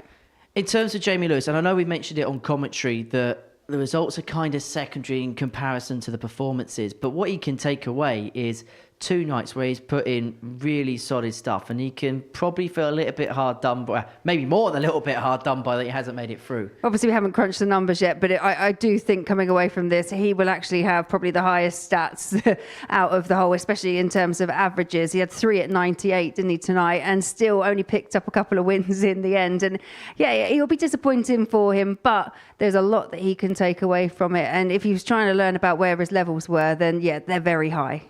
Did the big moments transpire against Jamie Owens tonight? Yeah, I think so. And Jamie's one of those players, we normally see him kind of back it up. And we saw more from him towards the tail end of tonight, a bit like we did yesterday, but he just couldn't convert them into wins. And then it all just slipped away from him. And you could see the visible disappointment because he's never not been in a finals night since he's been here. He's always managed to qualify, but found himself in a very tough group, gave himself too much work to do early on tonight and just couldn't find a way back. So we know the 6 players now that are into tomorrow night's final. This is how the tournament bracket looks. Kevin Burness won Group A on Wednesday afternoon. Group B, of course, what we saw tonight. And Johnny Hayes and Brian O'Man making their way through Group C earlier on this afternoon. So this is how tomorrow night looks then. This is how the tournament bracket looks for Saturday and the 2 groups that are in play. Group 1, Kevin Burness, John O'Shea and Brian O'Man. 3 players looking for a first weekly title. Whilst Group 2 have former weekly champions all over, because Graham Hall's won a week here, Johnny Haynes has won a week here, and Alex Small's won a week here. It's an interesting dynamic when you look at the groups tomorrow. Yeah, it really is. And they're going to know each other's games inside and out because they would have played each other throughout the week as well. But yeah, interesting. I think especially that Group 2, Graham Hall, Alex Small, but obviously just coming out of Group B. But Johnny Haynes, very dominant in Group C as well. I think that's a really tough group. But Group 1's not much easier either. I don't think I'd want to be a bookie tomorrow because I don't think I'd want to be the one trying to price them 6 up. I think it's going to be a very difficult job for them tomorrow. It is. I imagine they're all going to be relatively close when it comes to the odds of who's going to pick up the trophy. Yeah, and again, it's different. It's all on the night. We always say that about darts, but it does feel very much more cutthroat, a bit more knockout, and maybe the experience of those players that have picked up a trophy, that might just see him in good stead tomorrow. Has there been anybody, from your perspective, that's kind of stood out a little bit more than the others? I think, for me, Graham Hall, the way that he was under a little bit more pressure today, managed to fight his way through, but he's still consistently performing at a high level. And he's done that from day one, basically, throughout Group A into Group B. He's been very impressive. But, so has Alec tonight. Johnny Haynes, obviously, with that record-breaking scoreline as well. But we haven't quite seen the high stats and the big standout performances from Johnny. He didn't have to perform at the levels of the guys from Group B. So we know he can raise his game. But, yeah, there's been good stuff from all of them. And whoever gets through, that's going to add to a very strong Champions Week. Oh, absolutely, yeah. You could put those 6 probably straight into Champions Week, and you wouldn't be surprised to see those 6 names there. So, yeah, whoever goes in and joins the 2 that are already confirmed, it's definitely looking already like it's going to be another strong Champions Week. Should be good fun. We shall resume tomorrow night. Laura, thank you very much for your company as ever. Plenty coming up across Pluto TV. Coming up after the break, it's the story of Luke Humphries, which can add another chapter after his Premier League victory last night. And then we're going to be resuming the Tungsten Talk series with Paul Hinks, the legendary referee and, well, everybody's favourite round here at the Live Lounge in Portsmouth. That's from 12 o'clock tomorrow. We'll be talking about his career. And then we're going to be on the Ocky with the Whitlocks, Simon and Mason. That is going to be from 4:15 tomorrow afternoon. And then the live darts is back tomorrow night, 7:30. We're going to get underway for finals night here in week 3 to see who is going to join Scott Taylor and Jess Smith at Champions Week. But that is it from us as far as we're concerned. It's Graham Hall that has taken top spot and top honours here. We'll see you tomorrow night. Take care. Bye-bye for now. What a finish! What a man! The drum roll finishes, and the target is hit. And it comes on finals night, and it's another Dirty Harrison! Van Velzen!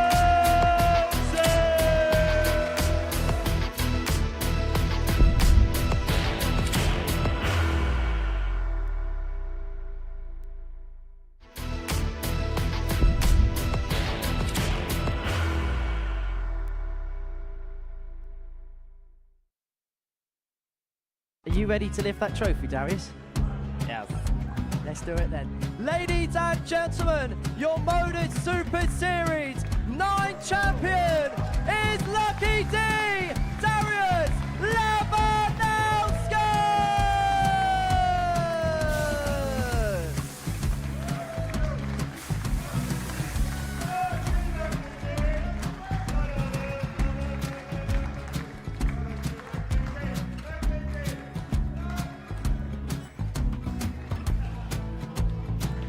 Well, what a wonderful night of darts we have seen, and we are ready.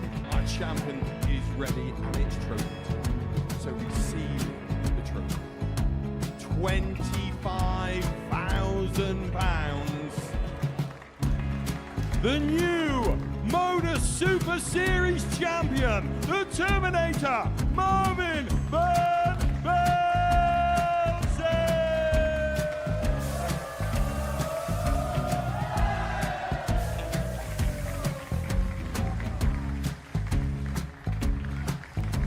And one more time, the 8th Modus Super Series champion, the Terminator, Marvin Van Velzen!